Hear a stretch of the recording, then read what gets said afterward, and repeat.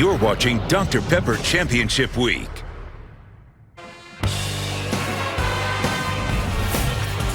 Welcome to the Sun Belt Championship as part of Dr. Pepper Champions Week. We're in Harrisonburg, Virginia. It's got the look of Provence with all the purple. It's got the feel of playoff for Wayne Knight and James Madison. A win tonight, they're in the mix for the 12-team college football playoff. Troy looking for its third Sun Belt championship in 4 years, and they've got their quarterback, Goose Crowder, back. That's the hardware they're playing for tonight, and certainly James Madison playing for a whole lot more.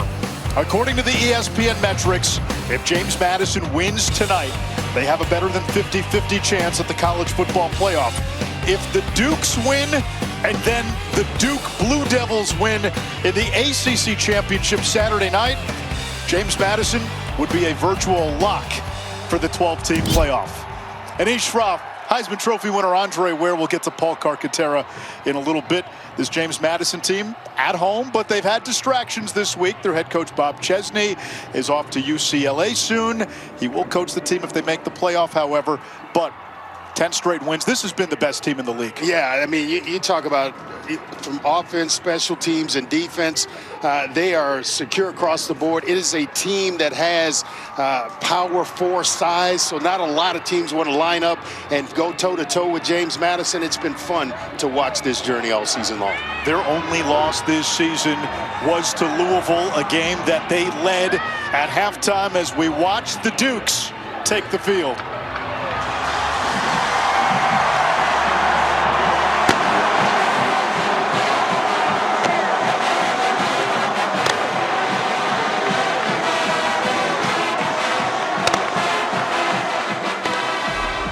This JMU offense, the best in the Sun Belt, led by the player of the year in the league, Alonzo Barnett. Yeah, they went exclusively to Alonzo Barnett after the Louisville loss.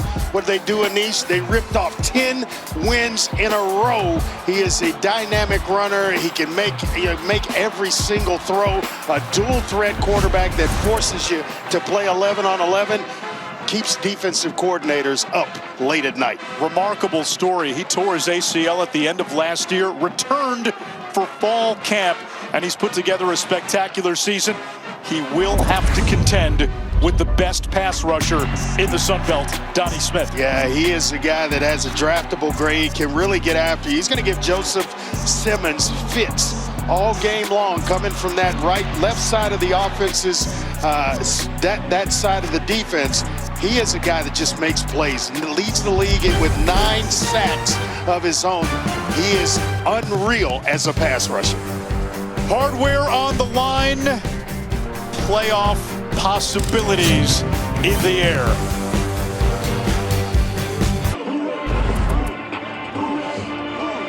Harrisonburg, Virginia, home of JMU, one of the most underrated football towns in America. They love their Dukes, and for a good reason. This is an incredible story. 4 years ago, this program was in the FCS. Since joining the FBS, they have won close to 80% of their games. A 10-win season, Andre and Anish. A chance to win a Sun Belt championship, but more importantly, a legitimate shot at a college football playoffs, and these lunatics will have a word to say about it. Kark, just don't get hit with snowballs. They were throwing snowballs right. Be careful. before the game.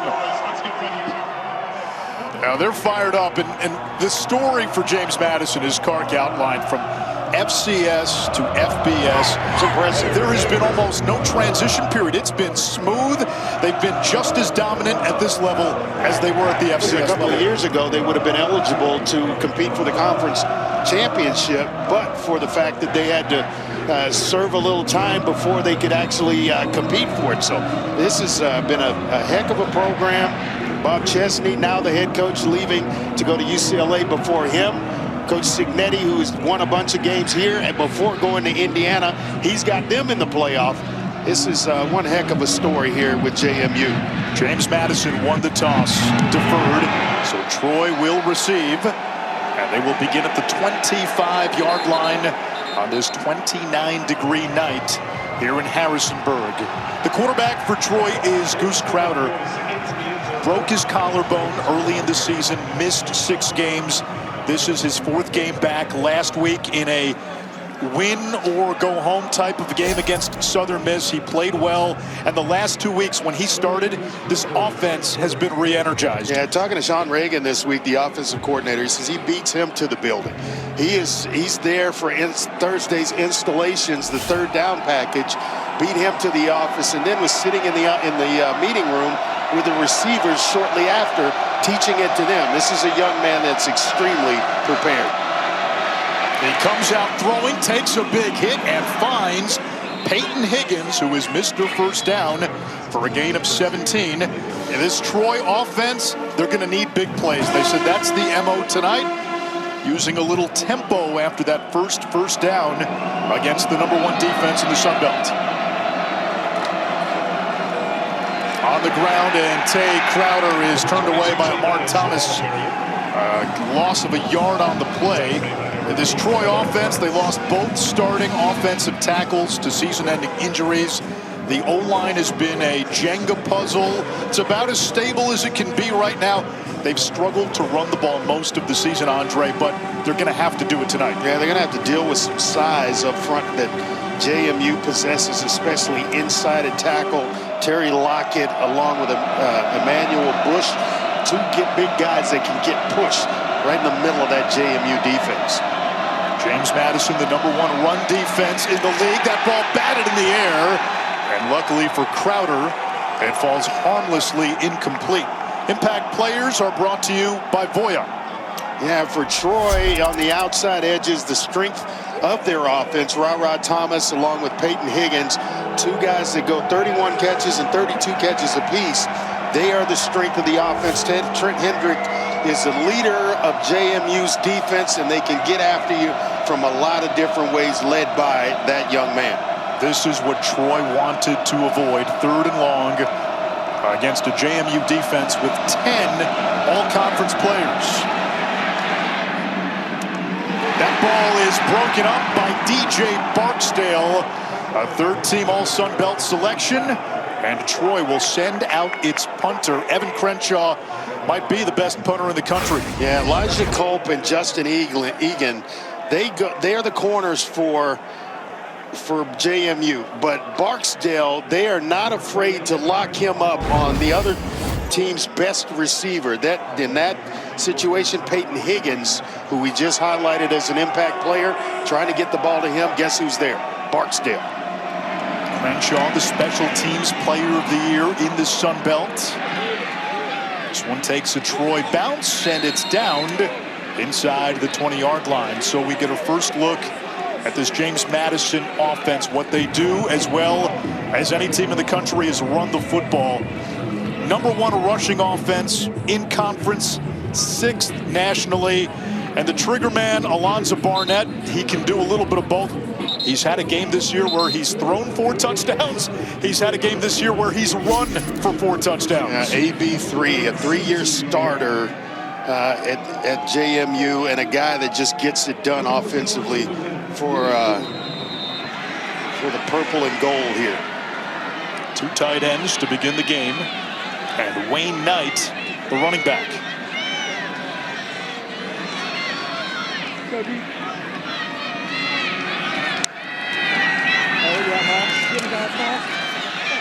Barnett takes off. A first down and more as he runs out across the 30, a pickup of 16 for Alonzo Barnett. Yeah, they had pretty good coverage on the back end by Troy, but the one you don't account for, Alonzo Barnett, the quarterback, pulling it down, making plays, taking deep drops, following receivers down the field, and all of a sudden he finds the crease. There's success on that play for JMU. This Troy defense has playmakers at every level, but we get a flag.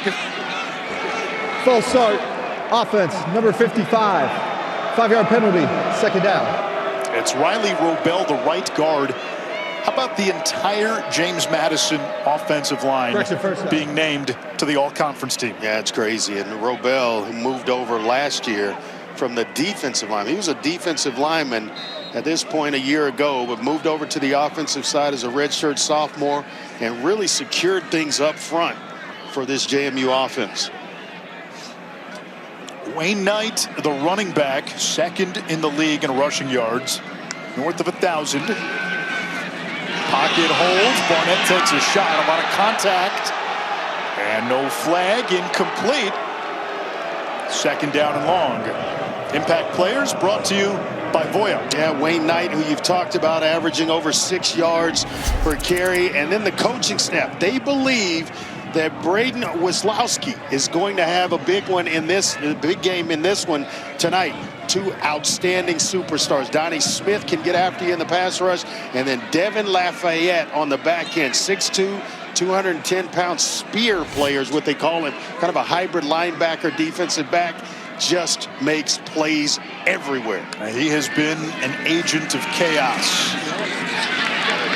And Wayne Knight does not get far. Stephen Catledge, their big run stopper at middle linebacker, picks him up after just a gain of a yard. It's third down and long. And Catledge, they call him the Thumper. The number 10 junior college recruit, overall junior college recruit a couple of years ago, number 2 linebacker. And he's led, he just makes plays for this group. 34 tackles coming in to this one. Barnett, pump fakes, incomplete, so pressure that time by Julian Peterson. And this Troy defense gets James Madison off the field quickly on 4 plays. That's exactly what they talked to us about, Coach Parker, and getting him off the field, making James Madison one-dimensional. Saying, hey, how do you do that? You can't allow them to run the football as effectively as they have been with Wayne Knight. Getting him behind the chains, forcing him into passing situations, and then getting off the field on third down. That's the recipe defensively for Troy. Patrick Ray will punt it away. Higgins signals for the fair catch and makes it inside the 30, a 42-yard punt. So both teams punted away on their opening drives. Troy with its second possession on the other side.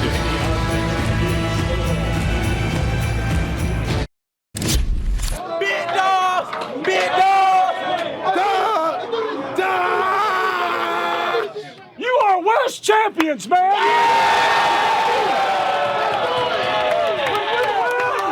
We sing a 1, a 2, a 1, 2, 3. Here's to the school we love, we're Trojan, one and all. The Troy locker room, nothing like it. After knocking off Southern Miss on the road last week in a game that decided who would play in this game. There's Jared Parker, second-year head coach. He told us Troy has to shrink this game. Some long possessions, the ability to run the ball. That's not going to work. That goes backwards. It's going to be a loss of 5 yards on the play. Tyler Brown flying up from his safety spot, making a play behind the chains. Not even allowing Meadows a chance to get going on that play. This is what they do defensively at JMU. You mentioned it. First in the conference in scoring defense, allowing opponents only 16 points a game. First in rushing, only allowing 84 yards a game. They're special. Quarterback run, and Crowder gets free, picks up a good chunk of it back, plus more. It sets up a 3rd and 2. A nice gain there. A lot of defenders went with Trey Meadows on the RPO, and then all of a sudden Crowder is on the second, then the third level of the defense with Tyler Brown making a play, who made that last play behind the line of scrimmage. That time he's making it at depth at his safety spot.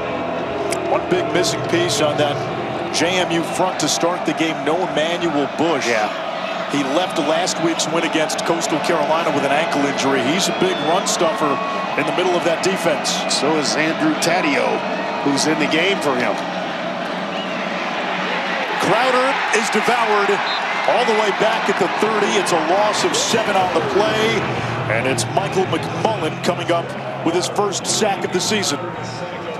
He's in the game for Terry Lockett Jr. right now, and it just continue to get pushed right in the middle. And Troy, when they score first, they've won 19 of their last 22 games, but they've been scoreless in the first quarter in the previous 4. So they've got to overcome something here in this championship game, Sun Belt championship game against JMU. And a dangerous return man. What a punt. In Knight. Fields at the 20. He was first team all-purpose in the Sun Belt, and a 10-yard return to the 30 after a 50-yard punt by Crenshaw. His 21st punt of 50 or more this season. James Madison, 25th in the college football playoff rankings. Their lone loss came on a Friday night at Louisville, week 2. They had the lead midway through the third quarter of that game, but since then they've gone to Alonzo Barnett as their main QB. They have rattled off 10 straight, and in their last 6 games, this is an offense that has put up close to 50 points per game. Now, Bob Chesney, their head coach, he is headed to UCLA, and today Pete Thamel reporting that Billy Napier, formerly the head coach in this league at Louisiana, and of course most recently with Florida, Napier will be the next head coach at James Madison, according to Pete Thamel and other reports. Good setup here for the next guy coming in. A lot of talent on this team, and imagine, like most places, there'll be some that hightail it out to California, to UCLA with the head coach, Bob Chesney. Here comes Wayne Knight, second leading rusher in the Sun Belt for a short gain. Now, Chesney told us that if James Madison were to make the college football playoff, he will see the Dukes through their postseason run.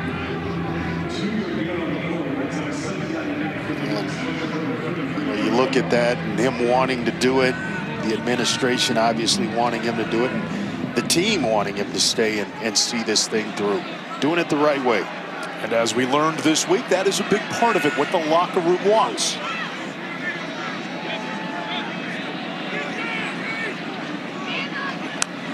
On second down, it's Knight again. Jigsaw's out to the 37, a gain of 4. It's third down. And this is what we're used to seeing, Anish, when you talk about JMU offensively.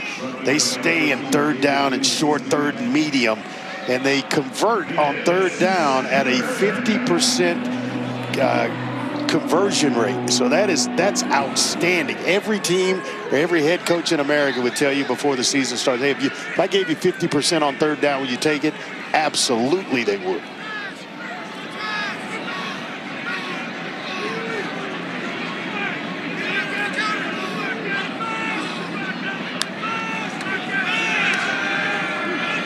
Plenty of time for Barnett.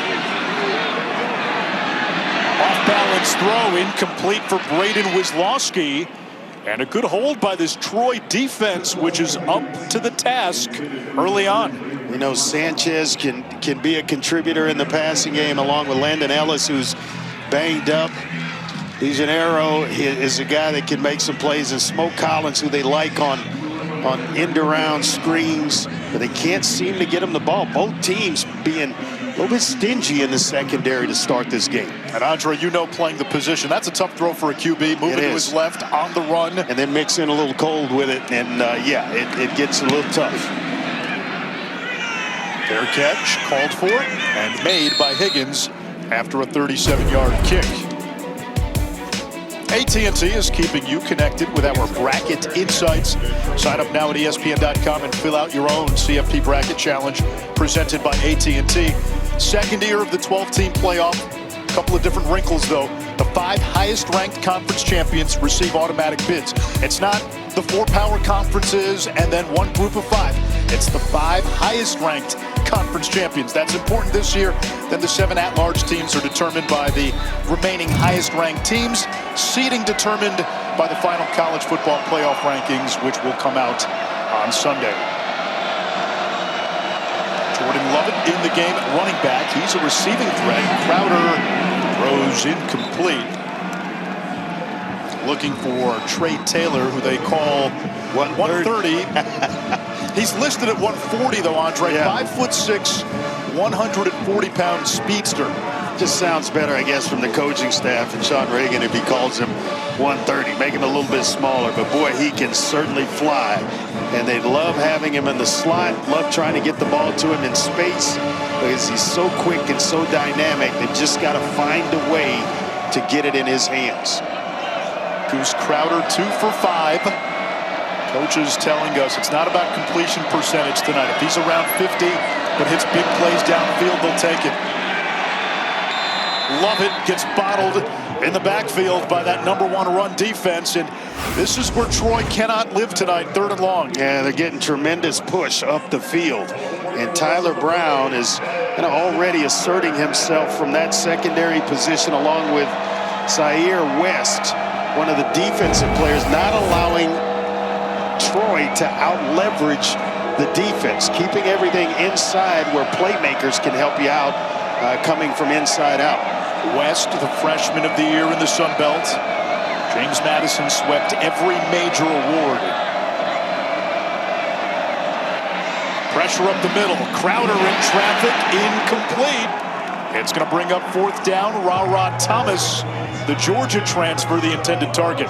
He leads the team in yards with about just under 500 yards. We can't really get him the football right now. You see the sticky coverage by Culp on the back end for JMU, and it's kind of been that way for both secondaries. Not a lot of room for these quarterbacks to fit the ball in the passing game. In an age where quarterbacks are routinely in the 60s and 70s in completion percentage, tonight might be a little different. 50% on the season against James Madison. Crenshaw is an NFL punter. Another good kick. This one takes a Troy bounce. It's down inside the 30, a 47-yard punt. Still scoreless midway through the opening quarter in this Sun Belt Championship.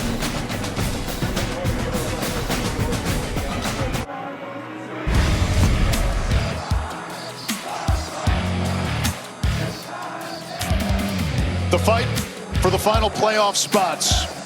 James Madison out of the Sun Belt. North Texas and Tulane play tonight in the American Conference Championship game. And then you've got 5-loss Duke playing Virginia tomorrow night in Charlotte in the ACC Championship game. If Duke wins, that scenario means you'll have 2 teams from the group of 5 in the college football playoff. Assuming James Madison would win, but the Dukes right now in a scoreless tie with Troy. Barnett throwing underneath. He's got his running back, Wayne Knight, but it's incomplete. 2nd down and 10. Quarterbacks, a combined 2 for 10. Barnett 0 for 4. It's just tough in the weather. Tough for receivers. You would think the receivers would have the advantage on a hard, cold field because they know where they're going, but it's been sticky coverage for both teams, and receivers not having a whole lot of room for the quarterbacks to squeeze the ball into. Big bruising back, Joby Mallory is in the game, and he sledgehammers to the 31 for a pickup of 4. Mallory has come on down the stretch, 100+ yards in 2 of the last 3 games, including a $154 last weekend at Coastal. He's an excellent blocking back and averages just over 9 yards a carry when they bring him in. I'm going to check him out and put Wayne Knight back in the game, maybe for receiving purposes, but I'll tell you what, Mallory can certainly get it done. Knight leading the team in receptions. Man across the board, and maybe a blitz here. Delayed pressure, shot play for Weslowski, cannot hang on. It's incomplete. It's going to bring up 4th down. David Daniel Sisvana in coverage. A 2nd target for Weslowski, and they told us, Dean Kennedy told us he would be a focal point, expected him to have a big game in this one. This is just a straight 9 route. Let's see if I can outrun you to a spot and have the quarterback put it there. Well thrown ball by Barnett. Just could not hold on to it, was Weslowski. Neither offense has done much to move the ball.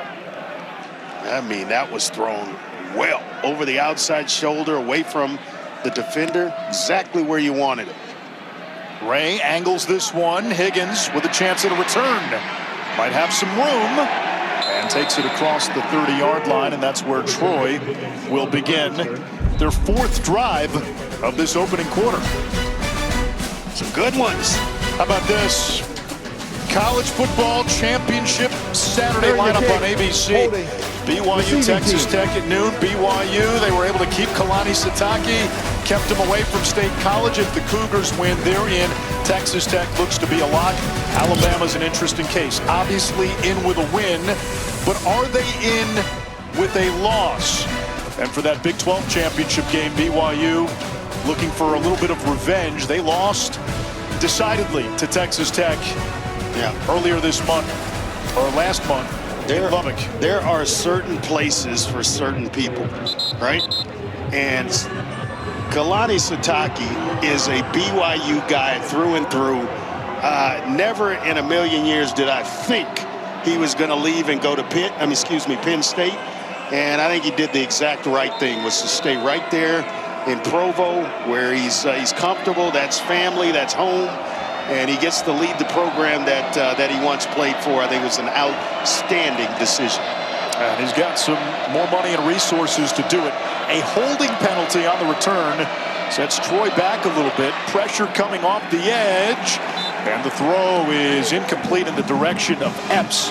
He and Elijah Culp were tied up. Culp right there running the route pretty much with him. Late shot on the quarterback. Looks like it was Weathersby who came in a little bit late, but I'll say that's okay. And I tell you what, Goose Crowder, he felt that one. James Madison tonight had a 4-play drive and then back-to-back 3-and-outs. That's been the story for Troy as well. 4th possession for Troy. Still a little less than 6 minutes to go in this first quarter. Been all defense. Crowder hands it off up the middle, and not much room for Tay Meadows, the team's leading rusher, who was brought in as a recruited walk-on, put on scholarship in the spring, then went ham in the season opener, going for 186 against Nichols, and he's worked his way up because of some injuries, a late spring defection to RB1. He will try defenders, that's for sure. So when you lock it up, you lock horns with Tay Meadows, you better come correct, because that young man will put his helmet right in the middle of your shoulder pads. Neither team has converted a 3rd down tonight. Both teams 0 for 3. Crowder trying to escape, and he's turned down. Man, Xavier Holmes hit a switch as he turned the corner on right tackle Trajan Townsend and got right to Goose Crowder in a hurry. I mean, coming from the right side of your screen, he's just going to get by Townsend, number 74, and then he hits a gear where there was nowhere for Goose Crowder to go with the football. Andre, that's 2 sacks by James Madison. Troy has not been able to run the football. And this is a Duke's defense that looks like it's going to pin its ears back. And Crenshaw with snowballs being thrown at him. And he shanks this one. I think it affected him. It hits at the 34. It's down at the 32-yard line. You saw the snowballs were coming at him from behind the end zone. And that punt gives James Madison premium field position. Yeah, when you have a punt and you back them up, all of a sudden the snowballs come in. There's no doubt. I think this affected him and this punt. Just raining in with snowballs, and this is a NFL grade punter here for Troy, and you just don't see him shank punts like that. And Jared Parker is upset. Before the game, there was an announcement over the PA that anybody throwing snowballs would be immediately ejected. They had just put that wording up on the big screen as well. You talk about some excellent field position to start this drive. JMU has it. There is Mallory, who averages 9 yards a rush, and out to the 26-yard line for a gain of 7.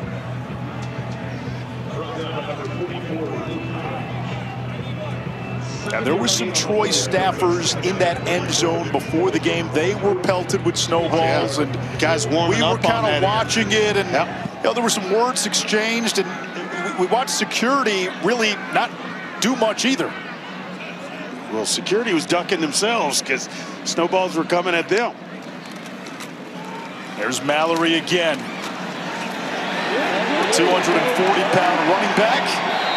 Gives James Madison a red zone chance. Now, this is where Troy's defense has been elite when teams get inside the 20. Yeah, but they haven't faced what is in front of them tonight in JMU, and that big offensive line can get pushed. They're going with a bigger back in Mallory, trying to just run behind him and let him do his thing. It's going to be power football from JMU right now to see if Troy can hold up inside the tackles or between the tackles. Troy crowding the box. Mallory, the seventh-year senior. Nice tackle by 15. Justin Poe coming up from his free safety spot. He's got Mallory right around the ankles and was able to get him on the ground. It's a heck of a tackle there on first down. On the season, opponents have scored a touchdown on less than half of their red zone trips against Troy.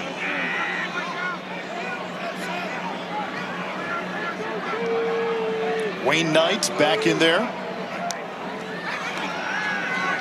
He catches the swing pass and gets clipped. It's a loss back at the 22. Kalino Levine, one of the corners with the tackle in space. Well, Levine keeping this JMU offense behind the sticks. This is exactly part of the game plan, and it's just sees it and fires from the secondary spot at corner and makes one heck of an open field tackle. Went right around the receiver in that situation and made a heck of a tackle. Andre now, Troy can unleash. 22 in white, Donnie Smith, the Sun Belt leader in sacks. Smith coming on a twist. Barnett moves the pocket, sets his feet. His pass is tipped into the air and almost intercepted. It's incomplete. TJ Thompson nearly picked it off. Well, he and Luke Hodge as well, who's going to play a lot in this game. Splits time with Catalage is in there as well, but that's a tough throw. Rolling left, trying to throw back across the middle. I would tell you no, and you're right. It was TJ Thompson who almost came up with that interception. Sisvana tipped it. David Daniel Sisvana, the Georgia transfer. And the red zone defense holds for Troy. And a 40-yard field goal attempt for Morgan Suarez. Just well within his range. Perfect inside of 44 this year. And that kick puts James Madison on the board. It's the first points of this Sun Belt Championship. It is week 14 of the NFL. We get you set with Sunday Countdown at 10 a.m. Eastern. Big rivalry game. Ravens, Steelers. The meaning behind all of Josh Allen's hats. And then it's the Monday Night Football matchup. Eagles and Chargers, 8 Eastern on ABC, plus a special Monsters Fun Day football version on ESPN2 and Disney's networks with an animated game. The Chargers, when Justin Herbert does not start, just 1-4 since 2020, and he is day-to-day after hand surgery on Monday. He is one tough dude to even think about. Playing after hand surgery is tough. Let's see if he can take a snap from under center. You know how he deals with it, even falling to brace yourself. You can't really do it the normal way after having that type of surgery. Cristiano Rosa to kick it away.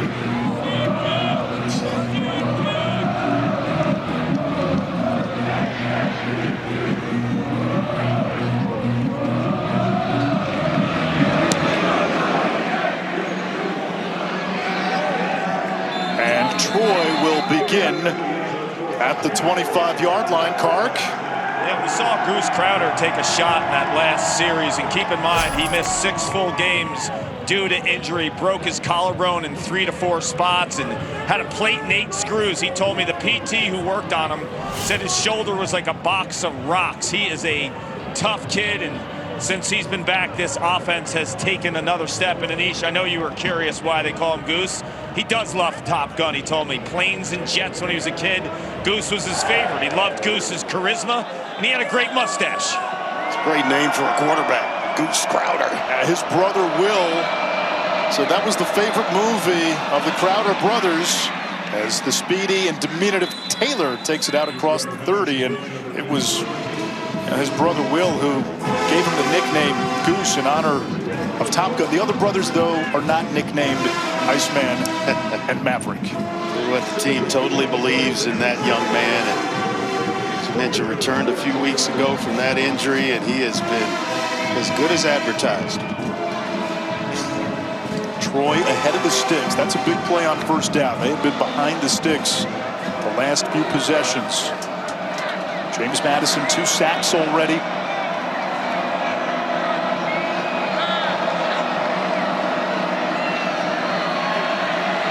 Crowder in trouble, and that throw is brought in, but shy of the line to gain. It's Ethan Connor, the tight end. Number 14, David Daniels, down. Big Ethan Connor at 6'4", 245.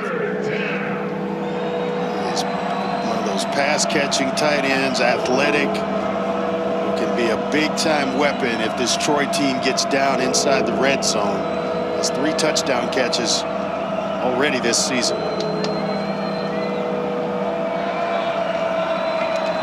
James Madison defensively, #1 in the Sun Belt against the pass, #1 against the run. Got to pick this up if you're Troy. Overall, a top 5 defense nationally. Crowder hit again, has a man open, and it's caught. It's Trey Taylor, the one they call 130. He can absolutely fly, gets behind coverage, and tell you what, Goose Crowder does a nice job of buying time, sliding in the pocket, and was able to reset his feet and go to 130.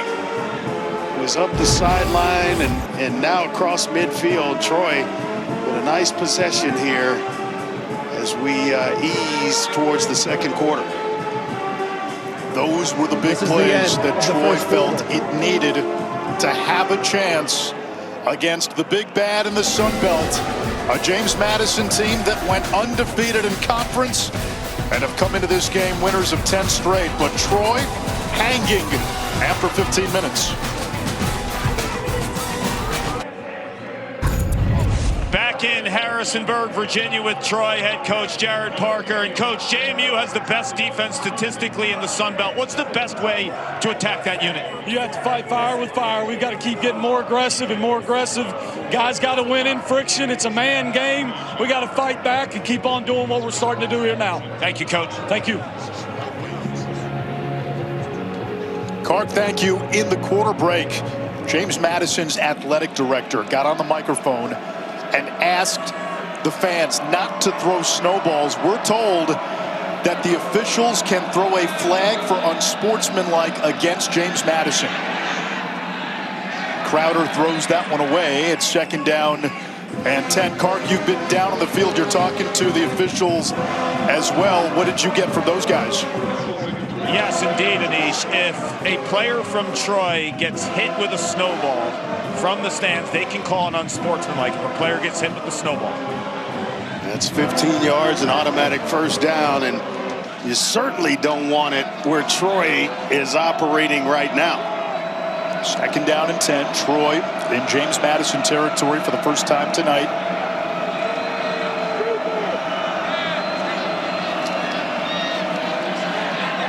Crowder takes a shot downfield. Roll out. Thomas makes the catch, and he's down at the 1-yard line. A gain of 37 for Thomas, who's coming off his best game as a Trojan. Yeah, and this is exactly what Sean Reagan was talking about when he said if Goose Crowder can come in around 50%, they're going to be in the game. They're going to continue to take shots like this. When JMU goes man-to-man, they're going to go up top to Ra Thompson, Peyton Higgins, and maybe even Trey Taylor 130. But this is the game plan playing out in real time for Troy. And to your point, Crowder, 50% completions, but he's hit a couple of big plays on this drive. Out of a heavy set. This is Crowder. He can run for it.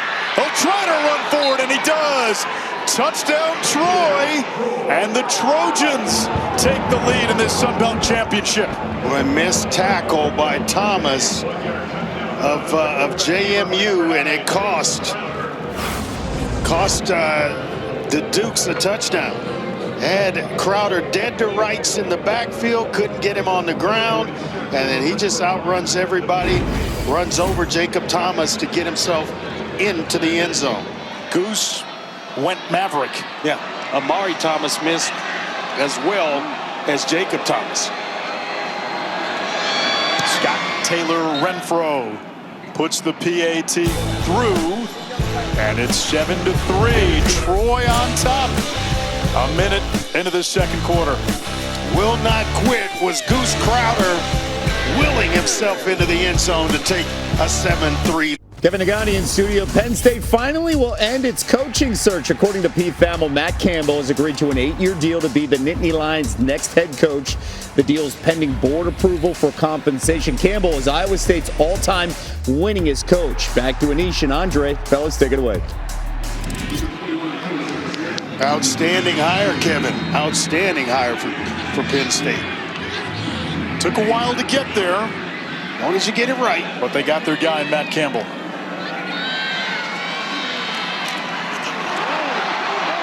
Jackson McCarter dives across the 25-yard line.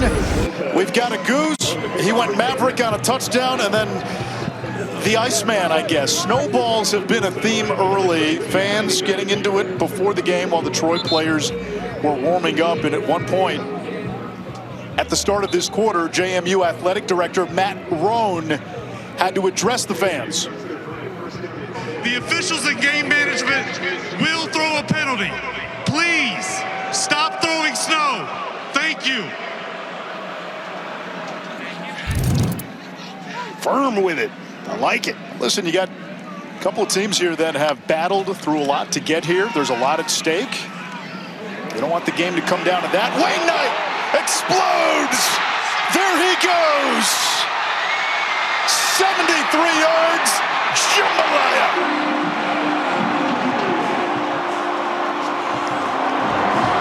Throwing confetti now. Screamers and everything else coming from the stands. What a run by Wayne Knight. They thought they had him bottled up at the line of scrimmage. Even on the second level, I thought Wayne Knight was bottled up, and then all of a sudden, it's a foot race. It's why young running backs, you keep your legs churning.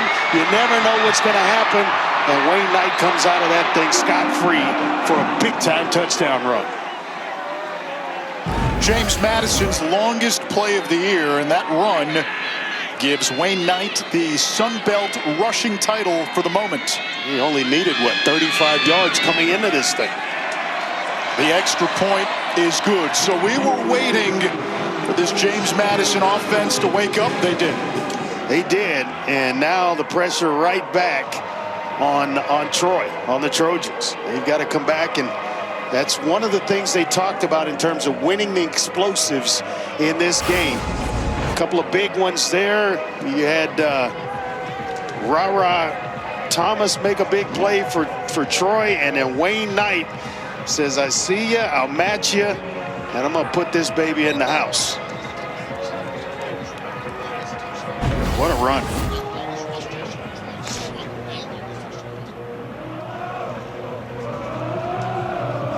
Ninth rushing touchdown for Knight. A first-team all-conference running back. And he is now up to 80 yards on 4 carries with 73 coming on that last run. Kind of felt like they were going to start pounding the football behind that big offensive line of JMU. And Wayne Knight, we saw Mallory, the possession before, have a couple of nice runs, and then that one just managed to break itself free for Wayne Knight.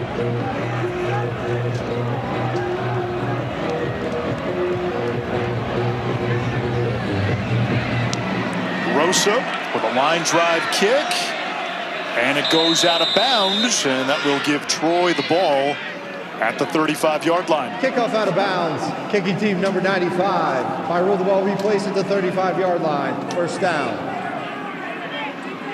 Troy on its last drive hit a couple of explosive plays. That is their formula tonight. Yeah, 3rd down and 3. They managed to find 130 down the sideline with his speed, and then they come right back to him on a fade route. Thomas on a fade route that gets him down there, and then it's Crowder. Shakes off Amari Thomas, runs over Jacob Thomas, and gets himself into the end zone. The law firm of Thomas & Thomas couldn't stop Goose Crowder on that last possession. Crowder 6 out of 12, 86 yards. He's been sacked twice. Troy's given up the most sacks in college football. Crowder pressured again and sacked for the 3rd time. It's the safety Tyler Brown on the blitz. You got to get rid of the football. You can feel it coming, and they're sprinting you out to an out route or something that's going to the flat or out and up. Just let it go to the sideline and over the receiver's head and out of bounds. But you can't continue to take those sacks because they wind up hurting you in terms of field position.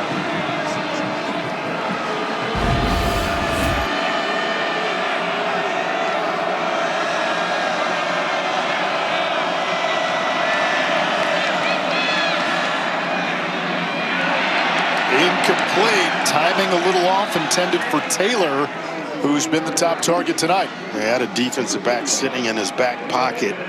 Crowder trying to move him away from him with the football and throw him open, and Taylor just wouldn't move. So now you got 3rd and forever, 3rd and 20. It's almost like it kind of has a CFL feel to it. You get 2 downs to go 20 yards. Their big 3rd down guy has been Peyton Higgins all season long. Oh yeah, he's been magical. And he's lined up at the top of the formation. Crowder instead checks down. Ethan Connor makes the catch. That's all. It's 4th and 15. And Crenshaw on to punt yet again.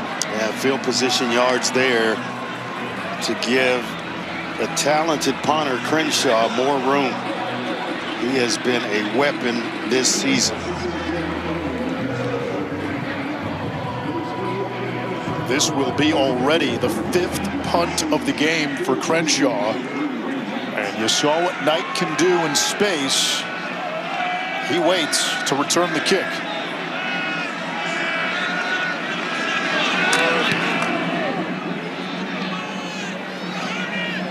Fair catch made inside the 25. Alonzo Barnett and this James Madison offense with the lead and back on 0.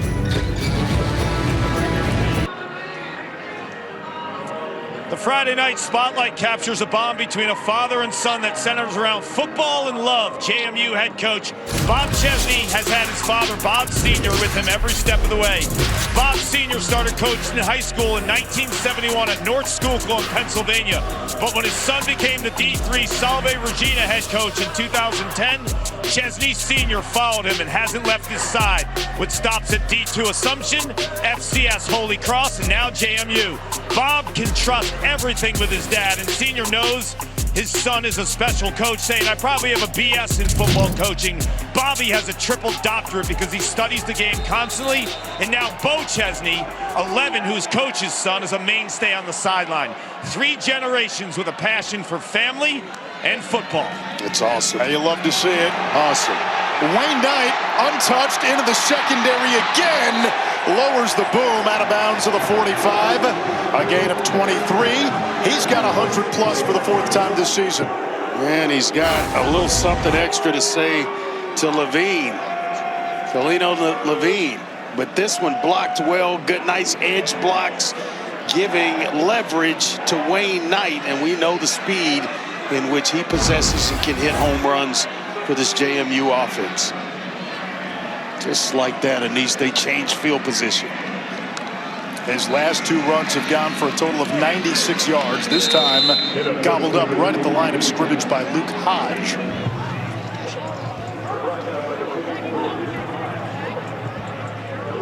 Hodge plays a bunch.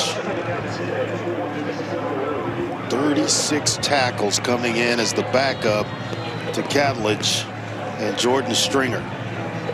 They'll play Catledge in more running downs. They'll bring in Hodge if they think it's a passing down. Joby Mallory in the game at running back goes wide to the bottom of your screen. Barnett just 1 of 7 passing for -6 yards. That one through the hands of his tight end Dupree. Make it 1 of 8 for the Sun Belt Conference Player of the Year. They're going to have to help him out because sooner or later what Troy will start doing is bringing an extra defender to the line of scrimmage to help with his running game or get a handle on what JMU's doing in the running game.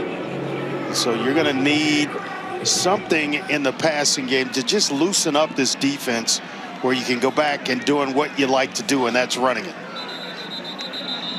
First charge timeout, Troy. Troy takes a timeout with 10:45 to go in the half. It'll be a 3rd down and 9 for James Madison, and given how good the Duke's offense has been this year, from this spot on the field, this 3rd down play gets you across midfield, you might have 2 plays. Yeah, I mean, when you start talking about getting it to 4th down and short, 4th and medium or so, definitely. And they are not afraid to do it.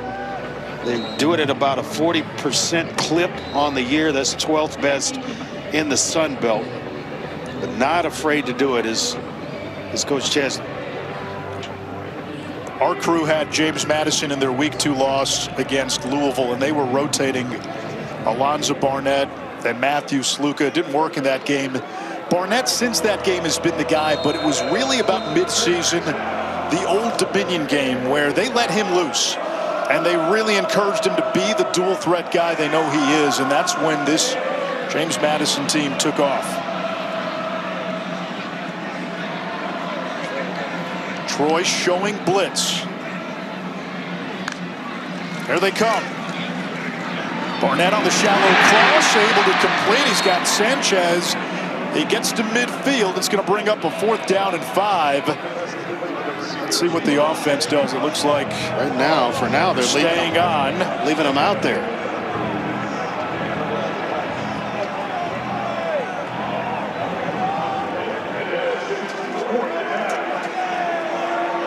Six of 15 on 4th downs this season.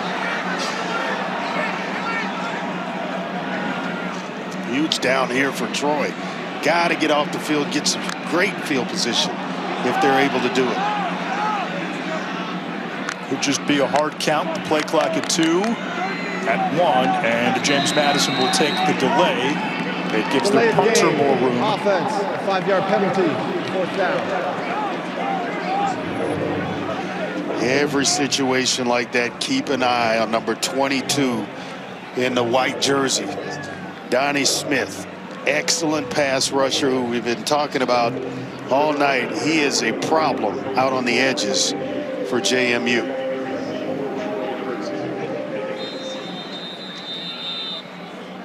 Patrick Ray on to punt, the Louisiana Tech transfer, and Peyton Higgins, the deep man.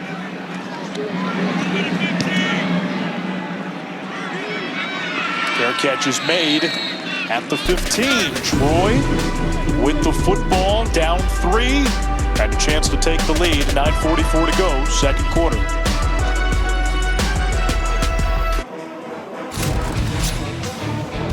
Let's take a look at the dominance that has been JMU on defense and getting after the quarterback. Just constant harassment of Goose Crowder, Xavier Holmes, along with Tyler Brown and Zaire West. Guys just getting in the face or chasing down the quarterback from Troy down after down. Gonna have to find a way to give Goose Crowder just a little bit more time. That also starts with running the football. Troy has not done that tonight. When you factor in the sacks, -11 rushing yards. That's an extension of the run game, the screen game to Rod Thomas for a yard, maybe two. It brings up second down. Yeah, they would really like to get Peyton Higgins going. Two guys on the outside, and then you take that defense and you start to spread it out. Now you're able to get Tay Meadows going up the middle. A guy like Jordan Lovett, another back, that we haven't seen in this one, or much of. He's in the game now. Lovett gives you the ability to catch the ball out of the backfield. He goes wide. Quarterback draw. James Madison blows up the play. It's the freshman of the year in the Sun Belt, Zaire West. Team's best defensive lineman, a good-looking young player who started every single game this season. And boy, they just cannot get a hand on him. Matt Henry just swung and missed. And all of a sudden, West is in on the quarterback, Goose Crowder. Troy has run 24 plays. JMU has 7 TFLs.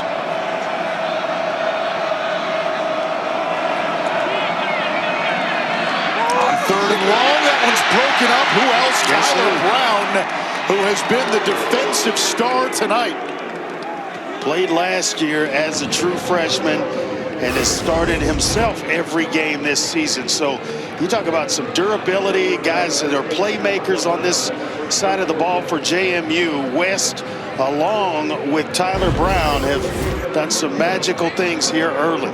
6 punts by Troy already, only 3 first downs. And James Madison might be looking at a short field. Evan Crenshaw, the special teams player of the year in the Sun Belt, gets this one away. It takes a James Madison bounce, and the Dukes will begin in plus territory. Just a 29-yard kick from one of the best in the country, and Crenshaw is a finalist for the Ray Guy Award as we look at our college football award spotlight, brought to you by the Home Depot. That goes to the best punter in the country. And remember to tune in for the Home Depot College Football Award Show Friday, December 12th at 7 p.m.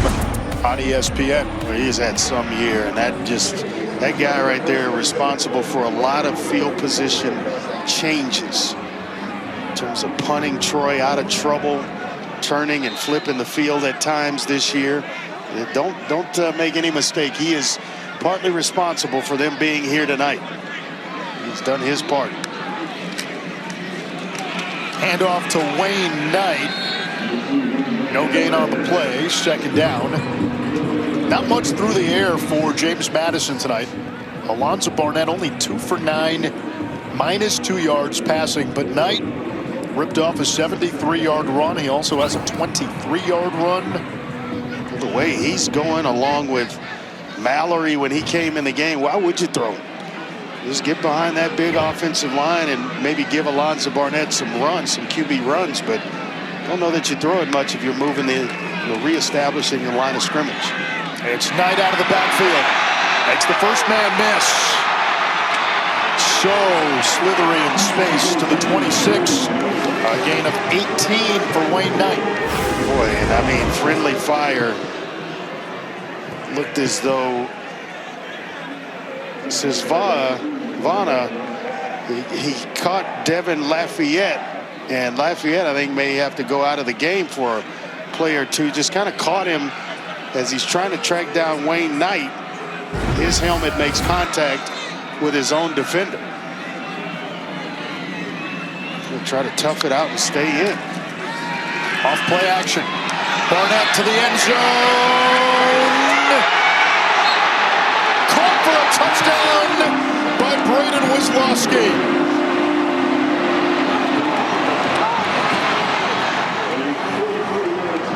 Dean Kennedy, a man of his word, told us that Braden Wisłowski would play a big role in this game. This is a game set up for him.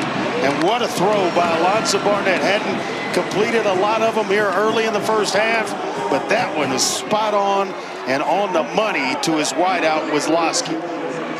Just drops that baby right in. It gains control. Got an entire lower half of his leg down inbounds. It's just one heck of a play.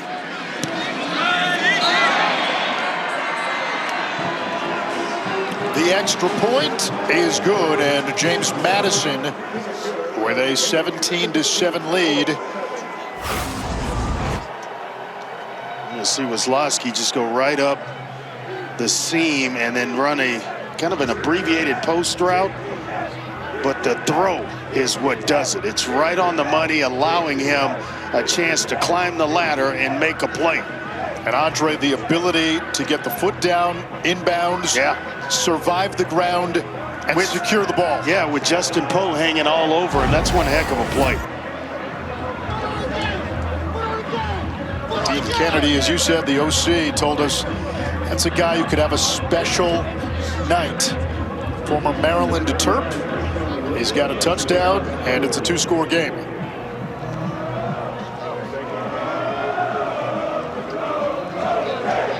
Tried to go to him earlier down the sideline. It was just overthrown by about half a yard.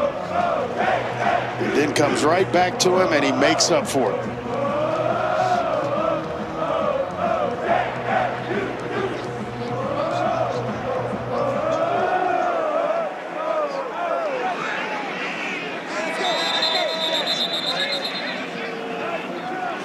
Sunday, it is the exclusive reveal of the final college football playoff top 25 rankings in a 3-hour special. Plus, we will unveil the bracket for the 12-team playoff. Again, top 5 conference champions that are the highest ranked in the college football playoff rankings, automatic berth in the playoff, and then it's the 7 highest ranked at-large teams. That's what the bracket looks like if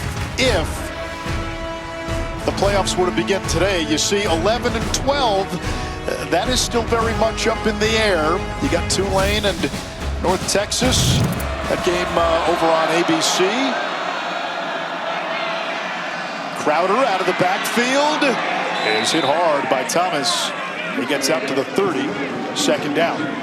He is taking some shots, and that must be part of the game plan for JMU, is to get hits on the quarterback. They know that Goose Crowder went out with a collarbone injury for a couple of weeks. They are certainly putting pads on him. Go back to Crowder looking for room. I'll make that Meadows. That's Tate Meadows. It's a gain of 3. Meadows did a nice job on the previous play of making a JMU defender miss, and therefore they're just a small gain to get this to 3rd and short. But they need to start converting some of these and keep themselves on the field. And you're still in that stage. Obviously, early in the game, still staying within the game. Still on the table. Yeah. They talked about a couple of long drives to shorten this game, make it a 4-quarter game. It's Lovett. It's a yard.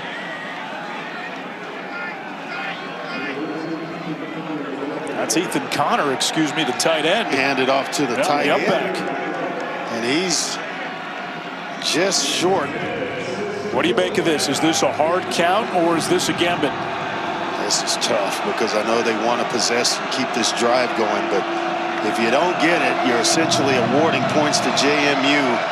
They give this a nice bark at the line of scrimmage under center, and then punt it away if you don't get them to jump. A little bit of a gadget play, back shoulder in, complete, but a flag. Should be one. Culp and Ra-Ra Thomas. Culp grabbed a handful of jersey of Ra-Ra Thomas, and I'm not sure that was the play call, because it looked like Crowder just kind of bobbled the snap, and he was able to regain it, and then said, hey, Ra-Ra, go make a play for me. A gutsy call when it's 4th and less than a yard. They went one-on-one to their most skilled wide receiver. You got a handful of jersey there by Elijah Culp on an automatic 1st down. Look, Crowder's got trouble with the snap almost. Oh, yeah, he almost lost it. It was almost a broken play. He almost lost it. I think he just raised up and threw that baby to try to get something out of the play. Pistol formation with wing backs. Crowder fires a strike over the middle to DJ Epps, who leads the team in catches. 40 to be exact, and he is a threat on the outside, guy that can really run, and we like him a lot. 5 touchdown receptions on the year. He's checked himself into the game now at running back.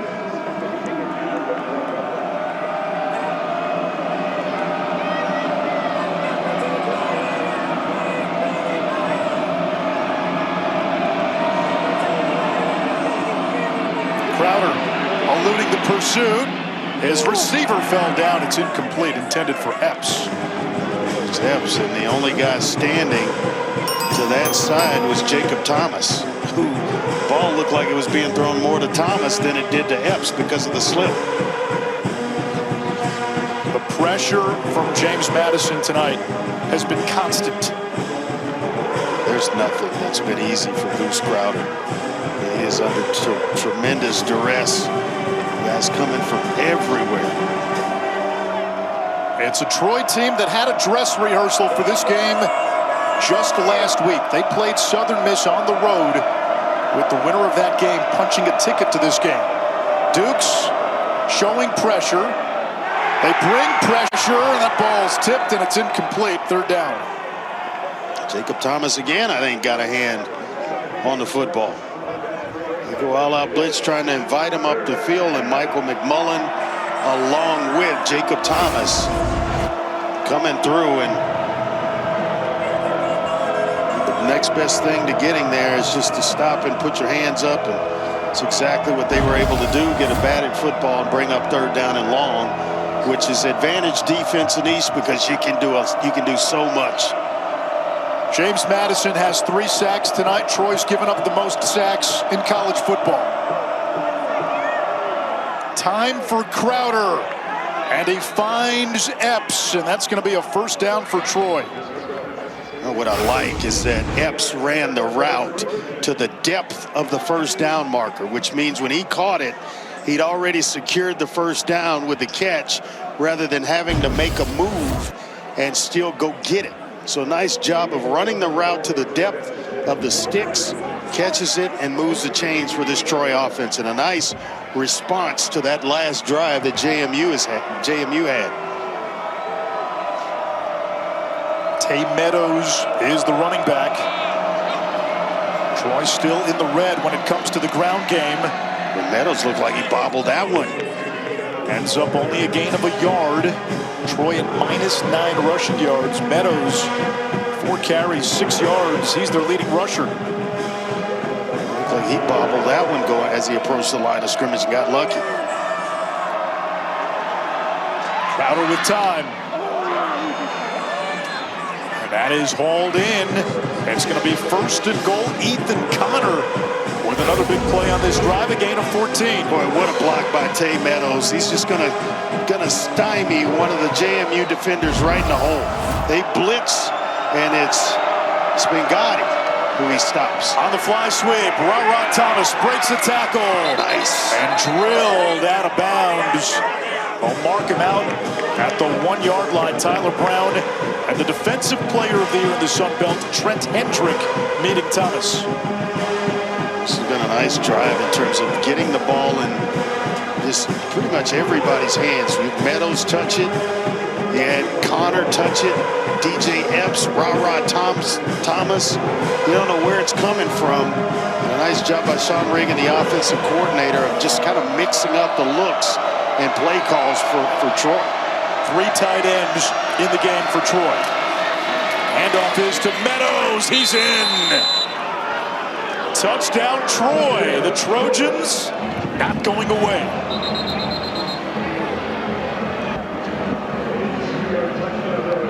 A couple of snowballs still being fired in there. And Troy right there refusing to go away. This is what a championship game is supposed to look like. A little back and forth action between two teams. Nice job there, pulling Connor around to lead him through, and essentially untouched through the hole was Tay Meadows.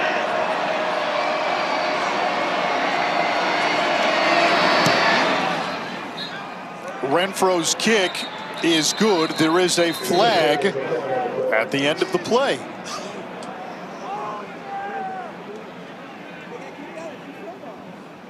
Not sure what this is all about. I wonder Could this be a snowball flag?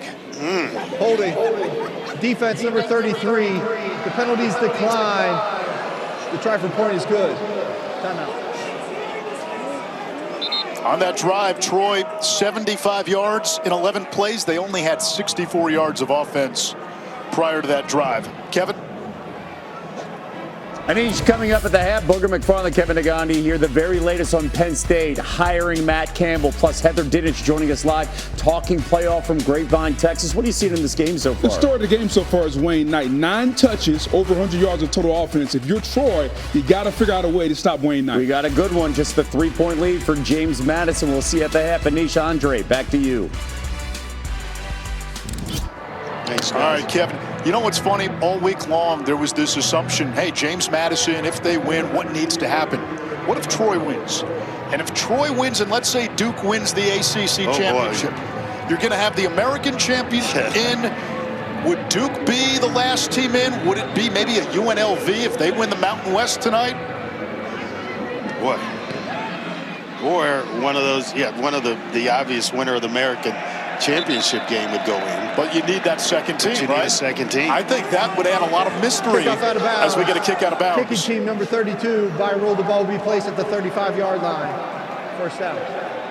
You look at the playoff predictor, and they don't really give Duke much of a chance, even with a win in any scenario. So, you know, that might create an opportunity for a team that has not been talked about. But for James Madison, we put the odds at the start of the broadcast in case you missed it. If the Dukes win, 55%. If they win and Duke wins the ACC championship, James Madison, 99.99% a virtual lock. Fun to see it. Now they've got a feisty bunch in front of them that just won't go away.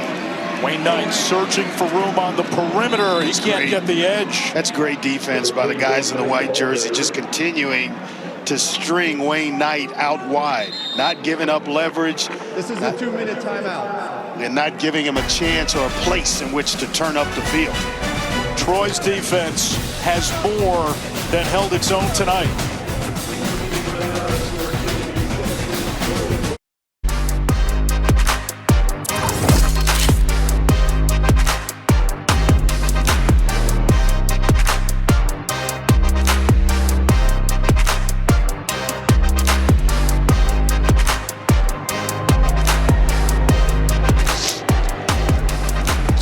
Championship, a bit of a slow start in this game. Now 17-14, James Madison with the ball. Dukes also get the ball first to begin the second half. Big possession here. Dukes have all 3 timeouts on second down underneath route. And that's Jalen Sanchez out across to the 41-yard line, a gain of 7. I'm Troy. I'm okay with that and keeping things in front of me. And just don't allow Wayne Knight to start running free again in your secondary. So if you have to, put another guy in the box just to help out in the running game, lock up man-to-man, but you've got to get some pressure on Alonzo Barnett when he throws the football. James Madison taking its time. Barnett saw the blitz. It's dropped by Sanchez. Barnett's receivers have not helped him tonight. That's 3 drops. 3 drops, and that's a tough catch when it's thrown behind you for timing, and going to force the Dukes to punt it away again. And what Troy's done is give themselves an opportunity to maybe steal a possession here, maybe go tie this thing up at the least. But that's what you're looking for with 1:21 left, 2 timeouts. The field position that they're going to get, you're thinking field goal to go into halftime with JMU getting it, as you mentioned, in the second half. Troy told us over and over again, if they can make this a 4-quarter game. Halfway there. Want to be around for the finish. Good kick by Ray. Higgins lets this bounce. We get a flag. That might be kick-catch interference. Definitely is. You got to give the return man 1 yard directly in front. It's going to be Trey Leonard with a flag here. Kick-catch interference. Kicking team number 29. 15-yard penalty for the spot of the foul. First down. 1:10 on the clock. 2 timeouts. Troy might have a shot at a field goal. Plenty of time. They may be in a situation with this penalty for the big points. It's a nice job there. That's a veteran move. He kind of taps Willis. Peyton Higgins kind of tapping to make sure the official saw how close Willis was. Watch this tap by the senior Peyton Higgins, the punt returner. He's going to kind of reach over, tap him to let the official know, hey, he is close to me. And they indeed award Higgins with a flag.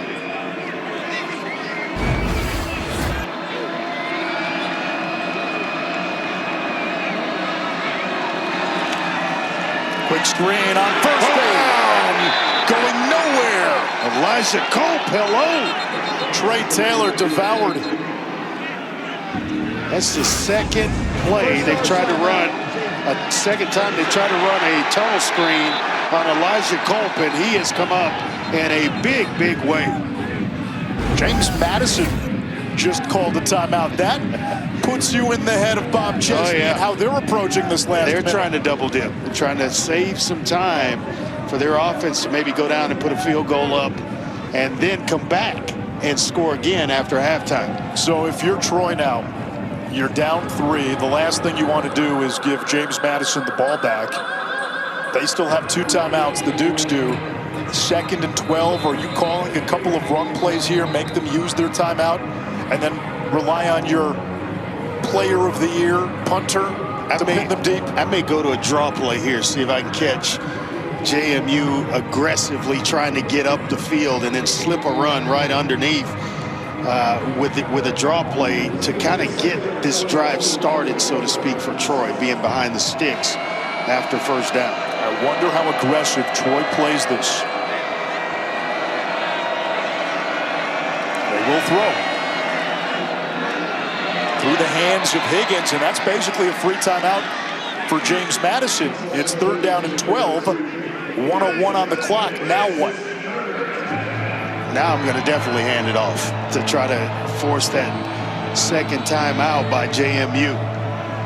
But you usually don't see that by Peyton Higgins. That ball went right through his hands. He's usually as sure-handed a receiver as there is anywhere. Last week he had 6 catches, 5 for first downs. I'll take a shot. Incomplete for Ra-Ra Thomas. Wow. But it draws another flag on Culp. Pass interference, defense, 15-yard penalty, automatic, first down. Boy, that was, I don't know, that's close. Looked like pretty good coverage unless there was something early. Look, 2 guys arm fighting. He got a little bit of jersey there. So that's twice they've gotten Culp. One was on the 4th down play on the previous drive. Yeah, you can clearly see it. That last look was excellent, and it gives an automatic first down to Troy. 56 seconds still. They have the 2 timeouts. Now it's time to go get it. And now you're in plus territory. Pressure up the middle. Incomplete for the tight end, Ethan Connor. 2nd and 10. Clock at 52. 2 timeouts remain. Another ball that should have been caught. You talked about Alonzo Barnett and his receiving core dropping passes are starting to happen for Troy as well. And it's not an easy thing to do in the conditions that they're playing in, because the ball is so hard, but you got to make those catches. It's not easy, but it's part of your job description. Clean pocket. Incomplete, broken up by Barksdale. He wanted Epps. Barksdale's so good. Not the biggest guy, but as I mentioned earlier, they are not afraid to lock him up against the other team's top receiver. Epps had gone crazy earlier in this game, and now Barksdale finds Epps, makes a nice play there. He's excellent in man-to-man coverage. And a flag at the end of the play. After the play was over, personal foul, unnecessary roughness, offense number 0. 15-yard penalty, the down counts, 3rd down. Roman Mothershed, and that's just a penalty you can't take at this point. You cannot. It's huge. against the sophomore receiver.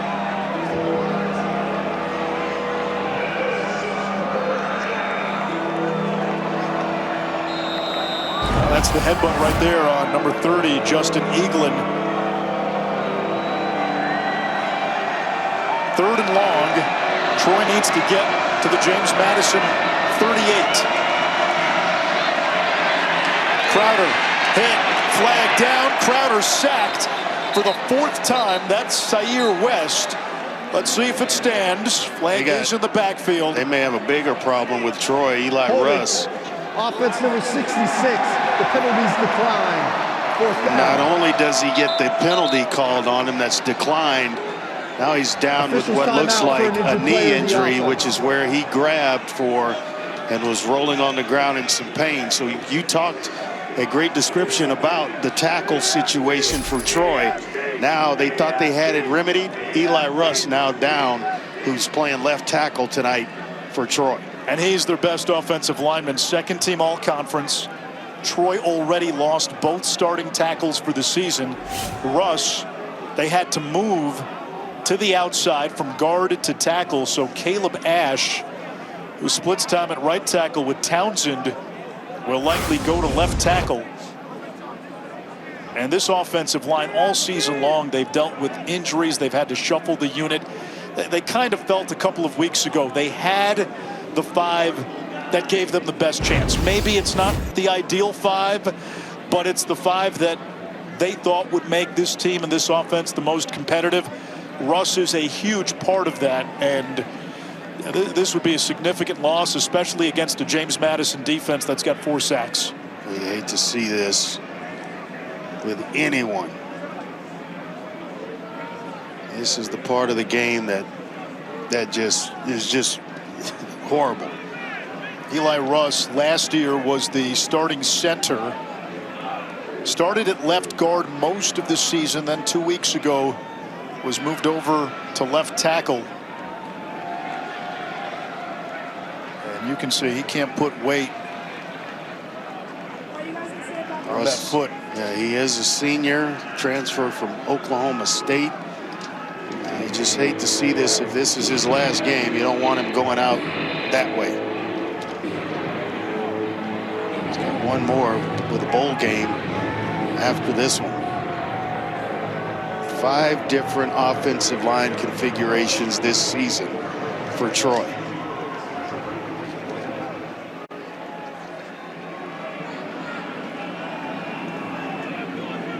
Now Crenshaw on to punt with 42 seconds. James Madison calls a timeout. 1 left. 42 seconds remaining, and this is a Duke's offense that over the last 6 games put up just some absurd numbers. They averaged close to 50 points per game in that span. 4 times they went over 50.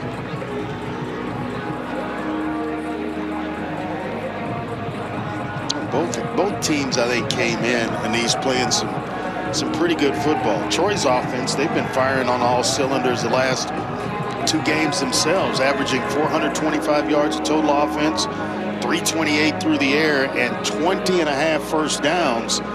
They need that version of the offense to show up in the second half.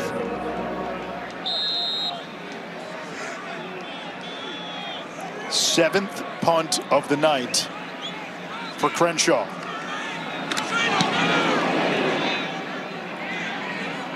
Wayne Knight with a fair catch at the 30. James Madison has had success with a couple of big runs, but through the air, a lot of drops tonight. Yeah, accurate with the football has been Alonzo Barnett, but Weslowski there the play before. Wayne Knight, the tight end, Dupree. And then along the sideline, Jalen Sanchez can't reel it in. They're going to have to help their quarterback to get some a little more room here in terms of a lead that where they feel a little more comfortable. Right now it's too close for comfort for JMU. Barnett's been better after a tough start. He started 1 of 8. Now he's 4 of his last 5 with a touchdown throw to Weslowski. Out of an empty set, a 3-man rush. That's going to be complete. It's enough for a first down. It momentarily stops the clock with 29 seconds. Caught by Nick DeGennaro. Dukes have one timeout. Here comes the blitz. Barnett over the middle, threw it behind Weslowski. He was open, a good throw. He might be running. Logan Kyle, excuse me. That was the tight end.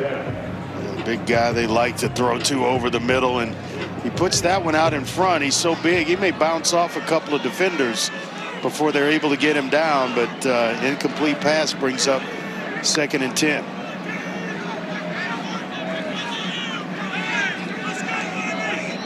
Weslowski in the slot, down closer to the right tackle. Another drop. That's another drop. That's Kyle.